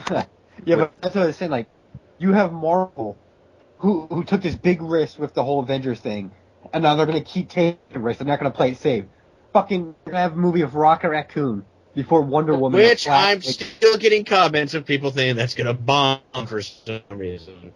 And I'm still waiting for a Deadpool movie. That character is going to get out of the screen before Wonder Woman Flash do the most iconic character. I know. So what the fuck, DC? I'm not DC. I love the little guy, but it's still ridiculous that he's doing the movie. You want him to die. You're just putting up a fight. You're lying to me. You can't handle the truth. As I was saying, like, if DC was to make like a fantastic Wonder Woman or fantastic Flash or Green Lantern movie, it would do amazing because everyone knows those characters, but they don't know about them. Like a Justice League movie with setup that would be like 10 times the amount Avengers did. It probably would. Everyone knows these characters, but they don't know about them. If you introduce these characters, it'd be big hits if they're good. Okay, let's make a quick comparison. You have the Justice League, you have Batman, Superman, Wonder Woman, Flash, Green Lantern, Martian Manhunter, Black Canary, Green Arrow, etc., etc., etc. And you have the iconic gods. But here's the problem: these characters have the iconic look, but I mean, very few actually can give me a detailed backstory on each one. When I say detailed, I want a list of villains. I want a list of supporting cast. I want a list of I want pretty much you to give me their whole backstory. You can tell me Superman's, you can tell me Batman's, but the majority of the population can, and even comic book people, cannot tell me the backstories of the rest of the league. However, when it comes to the Avengers, it's a little bit easy. That's the problem. However, I'm sorry to interrupt you, but that's what I think they do. I don't think Wonder Woman or Flash could just support their own like movie series. You should introduce them. You should introduce them in one movie, and then just have them as Justice League characters. It's sort of what I want to do with like Black Panther and Ant-Man. Those two characters can. Flash has really bad villains. Yeah, so does Wonder Woman. All she has is like bullshit. Mark Hamill reprises as a trickster. Here's the thing, guys. I mean, like, I would like to see a Flash movie. It's just that in my eyes, I've always seen Flash have, a lot going for him. However, his villains are kind of terrible. Yeah, they're horrible. But here's the thing. He doesn't have his own animated everyone series. would totally buy a talking gorilla. No, but guys, here's the thing. When I watched The Big Bang Theory, and I heard that Sheldon was such a huge Flash villain, I never understood it. I talked to my local comic book guy, and apparently, Flash's villains they're a little bit harder to understand than some of the other rogues galleries, in the sense that you really have to take the time to go into his rogues gallery to actually appreciate what they bring to the table. Because the only one that he has that is actually like legitimately very easy to understand as being awesome is Reverse Flash. Yeah. So, it's like the only everyone else takes time to get into. It's not that he has terrible villains. It's just, he has one of the better rogues galleries. It's just that they're very obscure, and you actually have to be patient with them. I like Mike's interpretation of Captain Cold. That's not. Captain Cold made a very, very, very cool, and that, no pun intended, very cool. Oh my god, you two. Arnold, get back, Arnold. A very cool reinterpretation in New 52. He's actually a pretty sweet villain. And he has pathos. He has something, he has relatability. He seems like he's very sad dealing with a close family member in the hospital. He seems like a very layered villain. That's the thing. So I guess it'd be really interesting to see what they do with Flash. Yeah. And I want the West, but DC hates Wally West, so fuck them. What? No, they don't hate Wally West. We just don't know what happened to Wally West. Fucking stupid. I love Wally.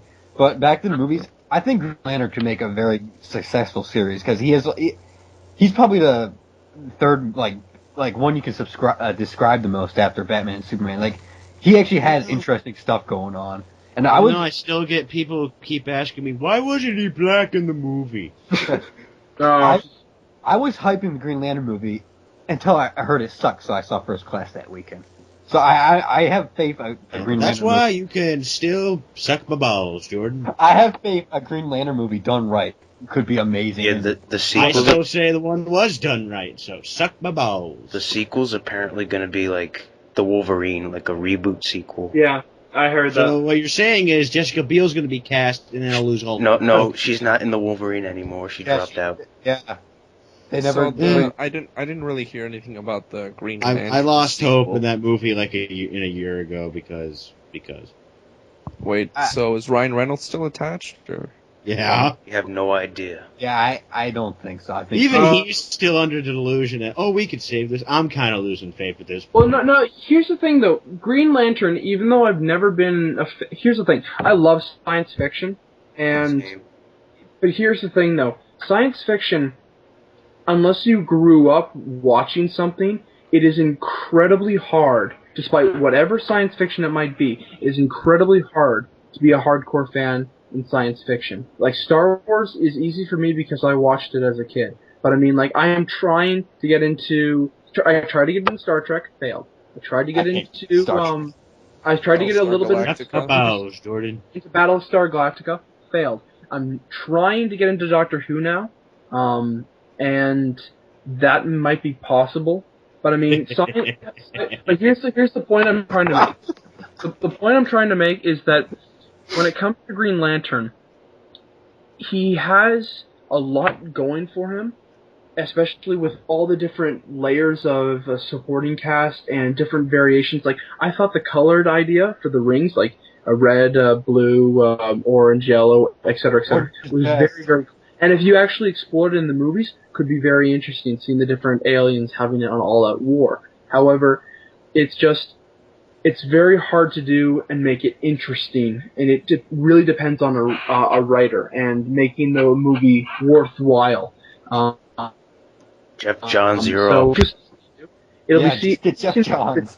But here's the problem why this movie failed so much, is that despite all the other, like you had the War of the Rings, basically, with all the different colors. You had Blackest Night, Brightest Light. Okay. You have all these different cool arcs. And you have when Hal Jordan goes batshit fucking crazy and kills Green Lanterns. Those are interesting arcs. We didn't really see anything interesting about the movie, except for a guy with a head the size of a fucking egg. And just, there wasn't a lot going for this movie. That's the problem. So maybe if it was rebooted in a time period where you could have the Sinestro Corps beginning to form, and Hal Jordan has spent a significant amount of time as Earth's protector, it'd be one thing. But I mean, you have to look at it. Wasn't really anyone's fault except for the way it was written. You understand? Yeah. Yeah. It was time period, and focusing too much on Earth rather than on... I think Warner Brothers is going to, if Guardians of the Galaxy is a success, I think Warner Brothers is going to fast-track Green Lantern sequel reboot thing. Warner Brothers has ever been is that they can't make anything... No, I can't accept that. It can't be just follow Marvel. Well, that's what it's going to be, because they need a series now. Yeah, if Man of Steel isn't good, Warner Brothers is fucked when it comes to series. No Harry Potter, no Batman. Actually, no. Even if Man of Steel fails, it'll definitely bring up ratings for Deadliest Catch. Because that's the first thought I had seeing that teaser. I need to watch more Deadliest Catch. That was perfect. Thanks. Hey, I've been sitting on that one for a while. You have no idea. Ice Road Truckers. Very well. Ice Road Truckers. Yes. I'm glad you didn't shove it down our throats because that was very well timed. Thank you. I'd have my moments. Yes, I don't you do. know why they showed that trailer instead of the Comic-Con trailer. Comic-Con trailer would have gotten way more people interested in Deadliest Catch with a cameo by Superman. Well, the main point of the teaser was to show like the atmosphere.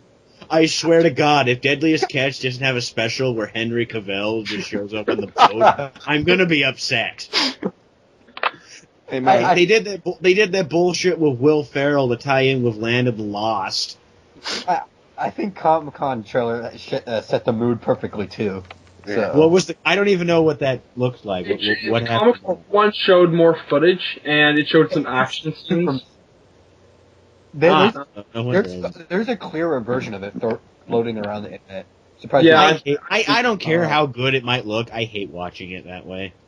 It's But that a being weird. said, pet peeve. I'm gonna go in. I don't care to watch any Superman footage. I saw blurry Superman footage, so you know what? I'm not gonna see a trailer of anything Superman. I will see it in theaters because it's Zack Snyder, and Zack Snyder is fucking Zack Snyder. So I like him. Yeah, I like it. No. I like Zack Snyder. That's the point I'm trying to make, is that I will see it because it's Zack Snyder, and I have faith in Zack Snyder. And yet But there are many people who won't see it because it's Zack Snyder. There's Yeah, apparently I- no slow-mo in it. I'll wait Well, until I see it. Okay. I'm sorry. If I it was- like it when he does slow mo. Don't get me wrong, but yeah. Honestly, So do I. I think slow-mo would sort of work with Superman because he's supposed to be so Well, fast and stuff. Well, it showed the Exactly. CGI has so much detail. That's one thing that Smallville was a staple of, doing slow motion bullet time scenes. But like in Watchmen, it was a bit too much, but in Superman it would work. It's still not as bad as any of the Resident Evil movies. Well, those movies are just fucking pieces of shit in the first place. Like, I swear to God, there's a deleted scene where Mila Jovovich is like opening the cap of a fucking beer bottle in slow motion, and it takes 15 minutes. I fucking That hate is just one of so 50. much. Just Some- so- Exactly. They actually had to reduce it before they finally cut it. Hey, just a question. I guess going back to Green Lantern. I'm not sure in the comics, but I heard this. Is it true that Scarecrow was actually at one point in Lanterns or something? Sinestro Corps. Yes, he was. I have that. Yep. Yes. So, Actually, no. There's interesting something thoughts. preceded that too. Something happened even before Blackest Night, where he almost got a ring, but Guy Gardner was like, "Fuck you, bitch! You ain't getting one." I don't know, just an interesting Cillian thought if, Murphy like, just in the appears. next. Yes, that's what I was thinking. It'd be pretty funny if I they just have him appear in appear. everything now. Fucking Scarecrow. I would fucking geek out, even though. Yeah, even if- so would I. I was thinking. When he you gets know, the that's ring, the he only- recreates the desk. And then That's all he needs in life. That's all I I need. love that. You know what? I love that desk after seeing it. I really do. I want I- that I desk. gotta see the movie again just for that fucking desk. I don't want to see it again just for the movie. I want to see the fucking desk because I wasn't really. And, This is how Fuck you, awesome that Ryan desk Reynolds. is. I just that want desk, that desk. That desk is going to win a fucking Oscar. The movie's Or going to be the- snubbed in every other the category. Oscars- That Best desk set is going piece to or- win. Can you imagine like the Oscars, and the Oscar goes to the giant desk? It's in their crowd. It's just like in the middle of the audience. There's some people climbing on it. It begins shifting over. It's crushing people. Ah! Yeah, like it moves like an amorphous blob to get to the stage to accept its Oscar. I just hope it's in the same row as all the shitty actors. And then we Cillian hate. Murphy has to like read his I don't know. They just let the desk talk for it. it's open. It's gonna be like a Pee-wee Playhouse prop. It's just 2 minutes of the doors opening and shutting, and everyone's just like, "What the fuck?" No. We need to have scenes of like, we need to like cut to random audience members and have it mixed with a bunch of people who are like really happy, people who are confused, and then one guy like with one single tear down his. Christian Bale. And the best part, the desk is in a tuxedo.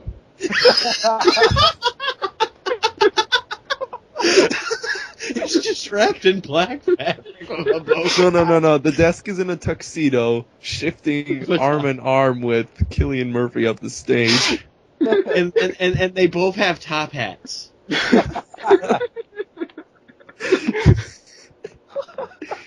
No. The thing is, so all the sad papers he's that are gone. around there, Cillian Murphy has to randomly take the piece of paper, and it magically has everything the desk wants to say to the audience. I made that joke already. I didn't hear. I'm sorry. I don't blame you. I was Then we have, laughing too then much. we have the after party where the desk is completely smacked. And then it gets arrested on DUI, and we see its mugshot. Just this giant picture of it. You know what, guys? For a long time, me and my friends after Avatar were trying to start a meme. The giant robot knife in Avatar. How ridiculous it is in its size. It's like the giant desk. It doesn't make any sense. Why it has to be stacked that high? The main reason why that thing stole my heart is because you just don't expect something that goofy in a straightforward series like this. But it's so awesome. Because this, yeah, exactly. This series, because the whole trilogy is this very down to earth, kind of gritty, serious story. All of a sudden, you just see, and Murphy's having the time of his life in those scenes. He is having a ball. Like, that's why it's so awesome. It's almost entirely out of place, and yet it fits with the character. You know what it reminds me of? It feels like something that would have been in like an Arkham Asylum video game. Like Joker had an entire throne of like dead. I think it was like bodies and whatnot, of like security guards and whatnot, and it was so ridiculous. It's just something around those lines. Exactly, like it's totally out of a comic book. Well, I really wish Scarecrow was wearing his master in that scene, just to show that there was no more. You know what I wanted? I wanted his mask to be like hanging off of the desk. That would have been good too. I wanted the mask so that there was no more Crane. It was only Scarecrow. Well, yeah, that's one thing. Well, then again, it would. I don't know. I guess because I caught the cameo, and some people around me were stupid enough not to know who that was. Oh, I caught it right away. Yeah, me too. I was the one who called that he was going to be the judge. He was the most recognized. He's insanely recognizable. So I'm like, oh shit, it's Cillian Murphy. I don't know. Some people. I'm sure there were a bunch of people in my theater who were like, who the fuck is this guy? And why is he awesome? You know what, guys? I just want to say, I'm just greatly motivated by this. I just recently got a haircut. People are telling me I look like Cillian Murphy, so right now I'm going to spend all my money and just build that desk now.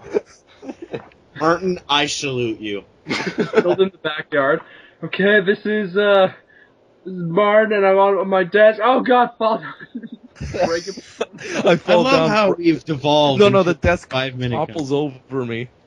I'm trying to reach out to the drawn like halfway down, and it just like tips over, crushes me.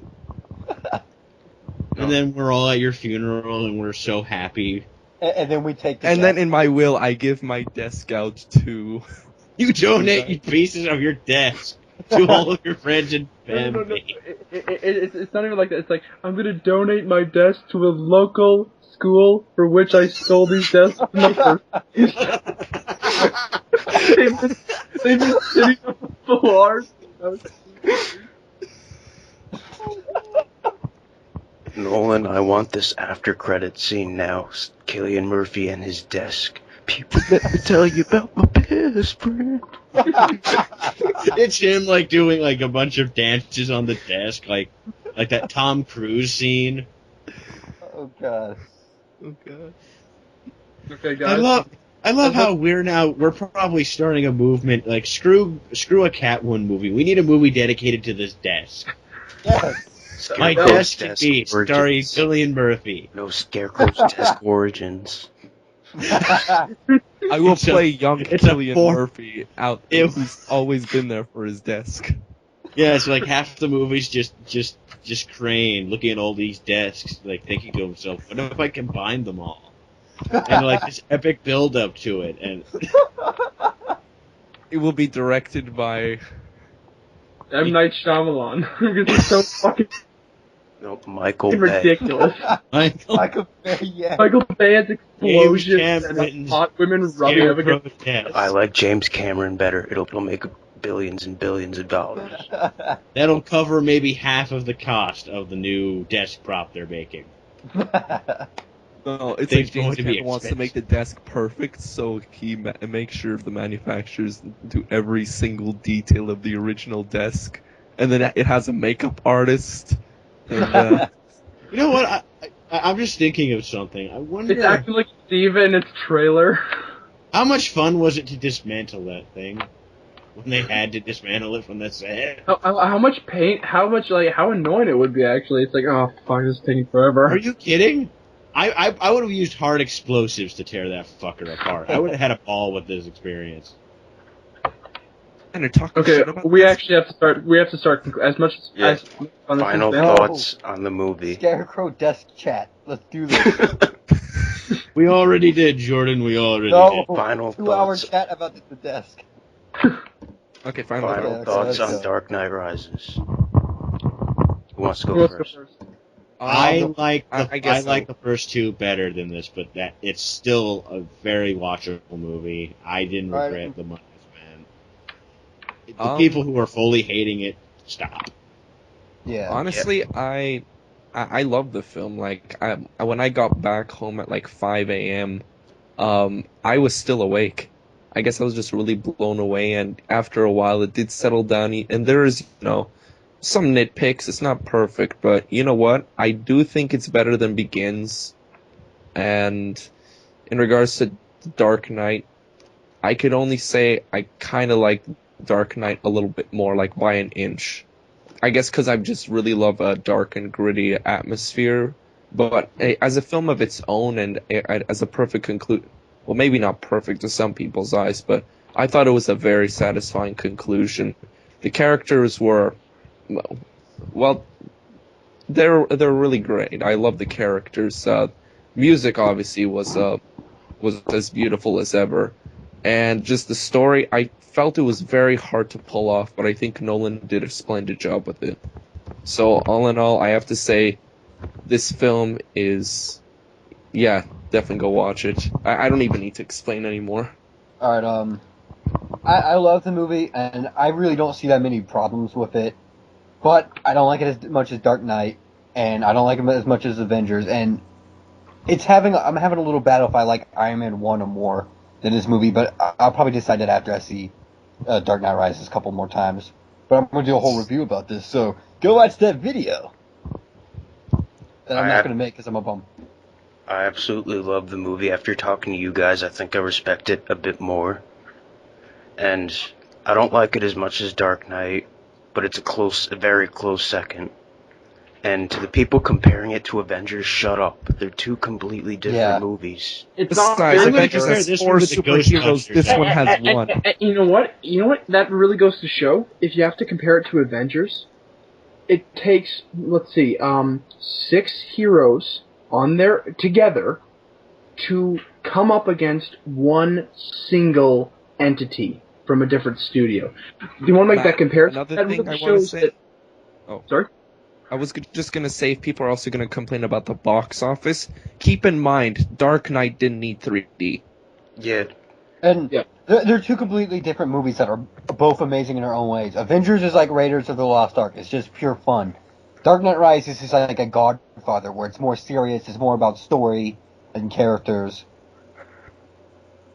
So, Yeah, the I- comparisons are stupid, because they're two completely different types of films and movies. Yeah, they're very different genres. You Like, can't really, If you deny either movie is good, you're stupid. I can't put it any other way. They're both good movies, but they're both good in their own different ways. Like, you might as well compare the movies to, like, oh, these movies aren't as good as Ghostbusters. Mm-hmm. Doesn't make any Like, sense. that's literally, no, they're in completely different leagues. I hate when people do that. but I just want to say, like, as a superhero movie, I think Avengers kind of is a bit better on my point, but as a comic book movie, I think, like, as Matt said, it's a really the best inspirational comic book movie I think I've ever seen. My opinion, it comes down to two comparisons I can make. It's just comparing it to Dark Knight, and automatically people are going to compare it to Avengers, so I'll make my take on how I compare it. Avengers is just, it's not on the same level, and when I say it's not on the same level, they're on two different levels, and what they're trying to display on screen. With Avengers, it's Avengers. The problem with Avengers I have, and I'll make this very quick because I don't want to go too long because we've already been really long on this, is that Avengers, with the Chitauri coming in and all that, it is very two-dimensional threat. They have a very Star Wars Episode 1 Phantom Menace style death. It's very simplistic, very two-dimensional.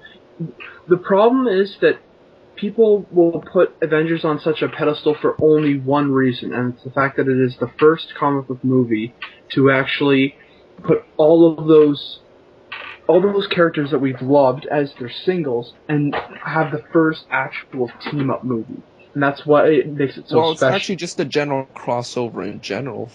Yeah, that's what I'm saying. The crossover is what I mean, is what makes it so special. But as for the plot, and as for the thread and all that, it's not that big of a deal. I loved Avengers. Saw it 3 times. It's just fun watching, honestly. It's fun to watch. It's funny. Like I said, it's like Indiana Jones.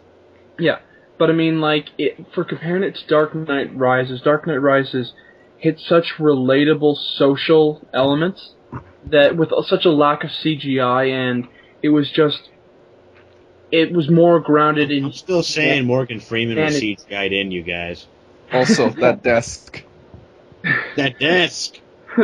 I'm just saying, it was grounded. It was something for humans to look. That's where it comes from. Its power draws in the fact that it's more of an inspirational movie than just exciting, you know. Yeah. But when I compare it to Dark Knight, it's really hard because I'm looking at Dark Knight with a completely different opinion now. Even then, those two movies are different. Dark Knight is more of a crime movie. Rises is more of a superhero movie.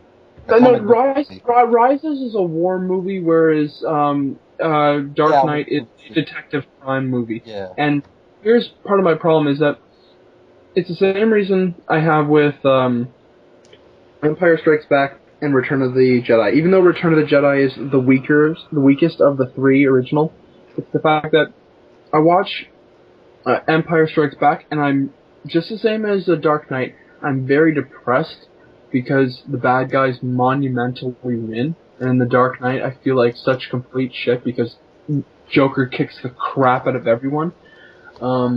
It's really depressing. I mean, it's very depressing. With Dark Knight Rises, I have such an immense amount of satisfaction that's part of the reason why I like it more than Dark Knight, is because Dark Knight is a fantastic tragedy, but I mean, it's a tragedy. That's with a shining sliver of hope is that Batman takes the fall. But I mean, that's the problem with tragedy, is comparing it to something that is filled with a heartwarming sensation versus a very depressing sensation. You know, there's only so many bad things you can endure. Yeah, that's the part of the problem. I mean, I love dark stories, but I do want to eventually see something good happen to them. Not always. That's what I like about Dark Knight Rises. It has its fair share of problems, but it has a very depressing beginning, a very depressing middle, very depressing at the climax, but ultimately at the very end, it works itself out. It's a tragedy in itself too. It continues the Dark Knight tragedy, but it actually has a conclusion, a catharsis, a sense of release, a sigh that everything worked itself out, and you can move on. You're not dwelling on what you just saw. So, I'd say, when it comes to my personal favorite, it's not better than The Dark Knight when it came to characters and establishing something. First off, Dark Knight is most grounded in reality because the problems that face them is just terrorism. It's not taking over the entire city. It's not putting fear gas in the streets. It's just people with guns shooting other people with guns and blowing up hospitals and shit.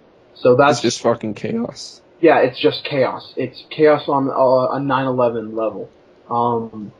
But I just like, on a personal note, that there's a resolution. Finally, as Martin said earlier, there's an actual resolution to a Batman story where Gotham is at peace. And that's why it's my favorite. Alright, so I guess, Ladies and gentlemen, you have my permission to be done.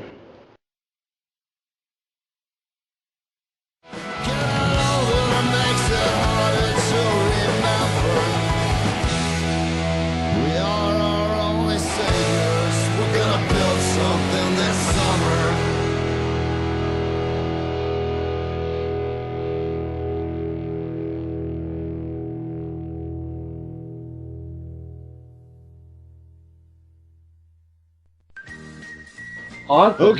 Okay, Jordan. Yes. You've been patient. Yes.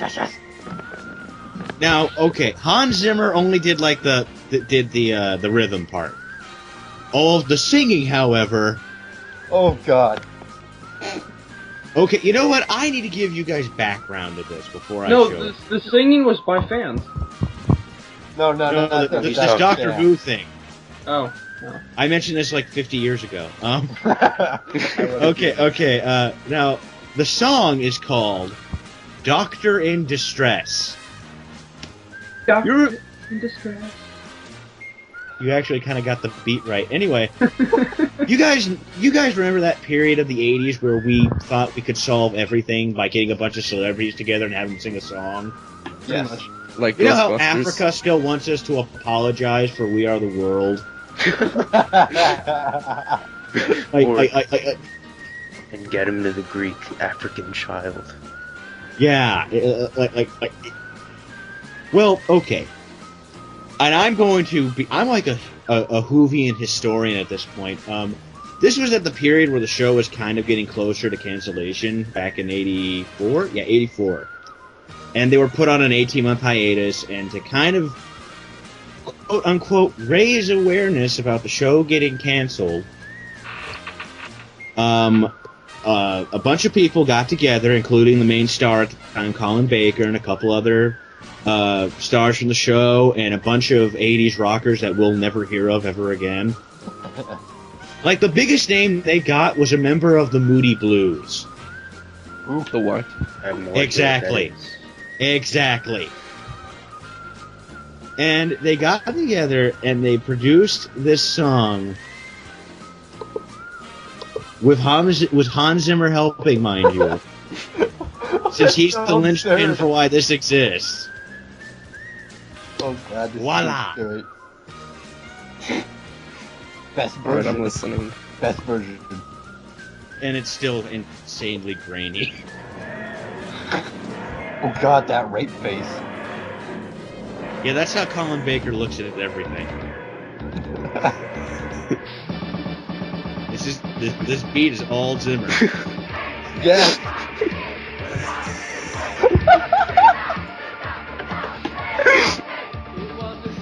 This is godlike. I'm rocking my head to this shit. Hans Zimmer with that generic 80s beat. Yeah, he made the whole song in a synthesizer. Really. I'm not making this shit up. This is the guy who brought you your brilliant score, Chris. I need to listen to this now. This needs to be the intro music. I was considering making it like an intro for one of my Doctor Who weeks. Oh my God. This is fucking... Doctor in distress. Oh God. Fucking 80s amazing music. Oh boy. Oh my God. You guys want to know something so really 1980s. bad about this? Like, this song was rejected by BBC Radio. Not because BBC was against the show. It was because this was terrible. The second top rated comment, Hans Zimmer and the piece de resistance. This song was actually attached to a charity. They donated to, I think, a cancer foundation or something. But you want to know the name of their foundation? Dr. It was called Who Cares?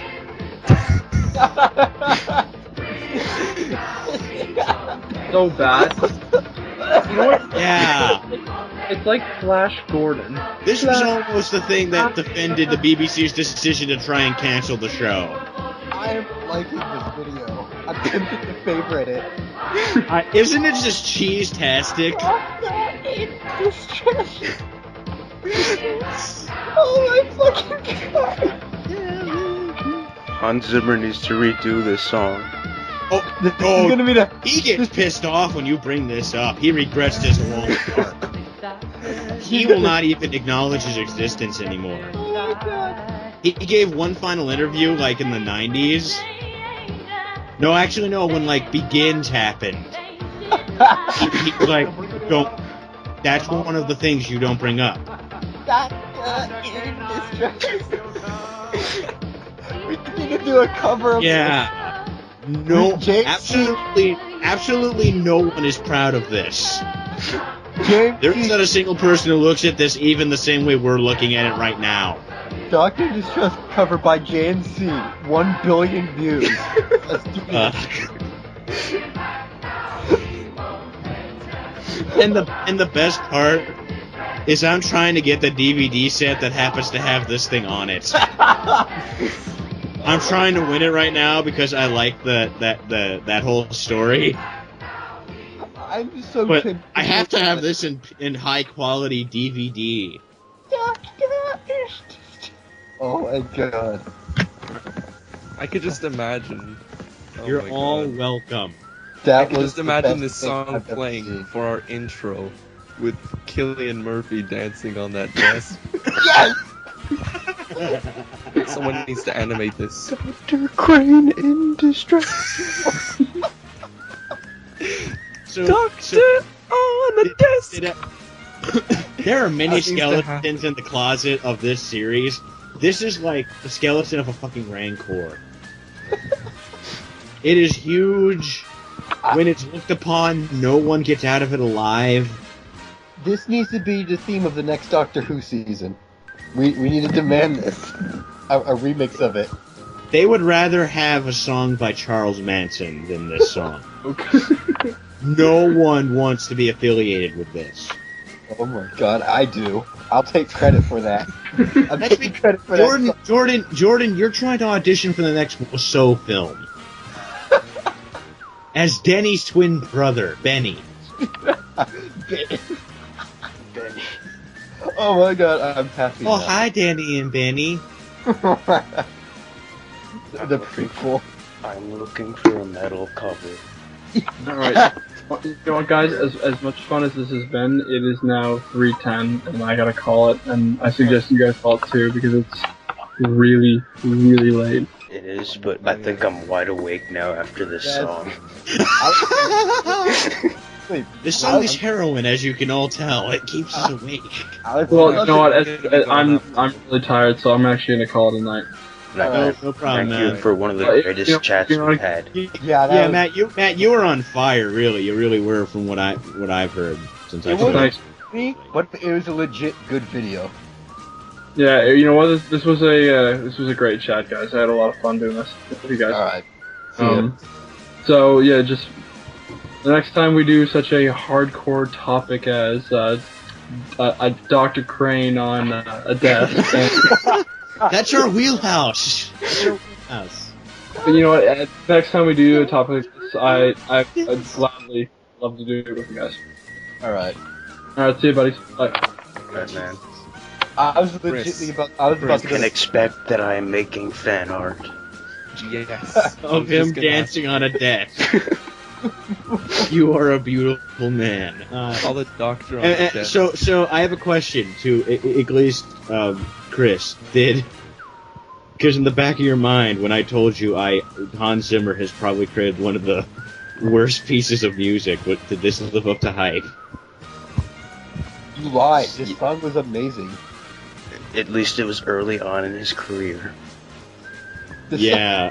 I want to see if this is on his IMDb or something. It is, but again, he's not proud. On the page for the song itself, it is mentioned that he's not proud of it. It says Hans Zimmer scored the music with a synthesizer. He is not proud of the project. That was amazing. You lied. That was the best thing I've ever heard.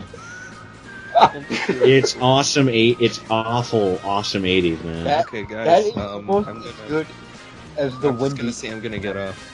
All right, see ya. Right, man. As Hey, guys. the Wendy's. Amazing chat. As as the usual. Wendy's- It was.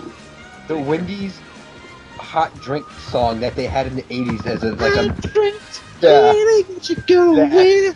Here's the thing. I would listen to that song on the radio today. I would legitimately listen to that song. Dude, it's fucking awesome. As a good. No, I will. I cannot say Doctor in Distress is great. I honestly think that hot drink song's awesome. I want to get a job at Wendy's just because of that, even though they won't play it. You'll just have like an iPod playing in the back, pissing off everyone. I'll have it maximum so everyone can hear it too. Yeah, that is a relic. It doesn't even say it on Wikipedia. Yeah, I can't find it on the IMDb. On Hans Zimmer's. Mm-hmm. No. He must have probably edited it. He probably edited it out. I wonder if celebrities do that. Go to their IMDb page, edit in shit. That'd be great. I'm gonna search Doctor in Distress. Oh my god, I'm just googling it. There's got to be more. There has to be remixes of the best song ever. They actually there was a show that was canceled. There was a show that was canceled last year called Confidential, which was a behind the scenes companion piece for every episode of the show. And the show got canceled because the BBC, as always, is usually running out of money. They're constantly in a perpetual "we need more money." They've been like that since they formed. Elton John was going to be on this song. Damn it!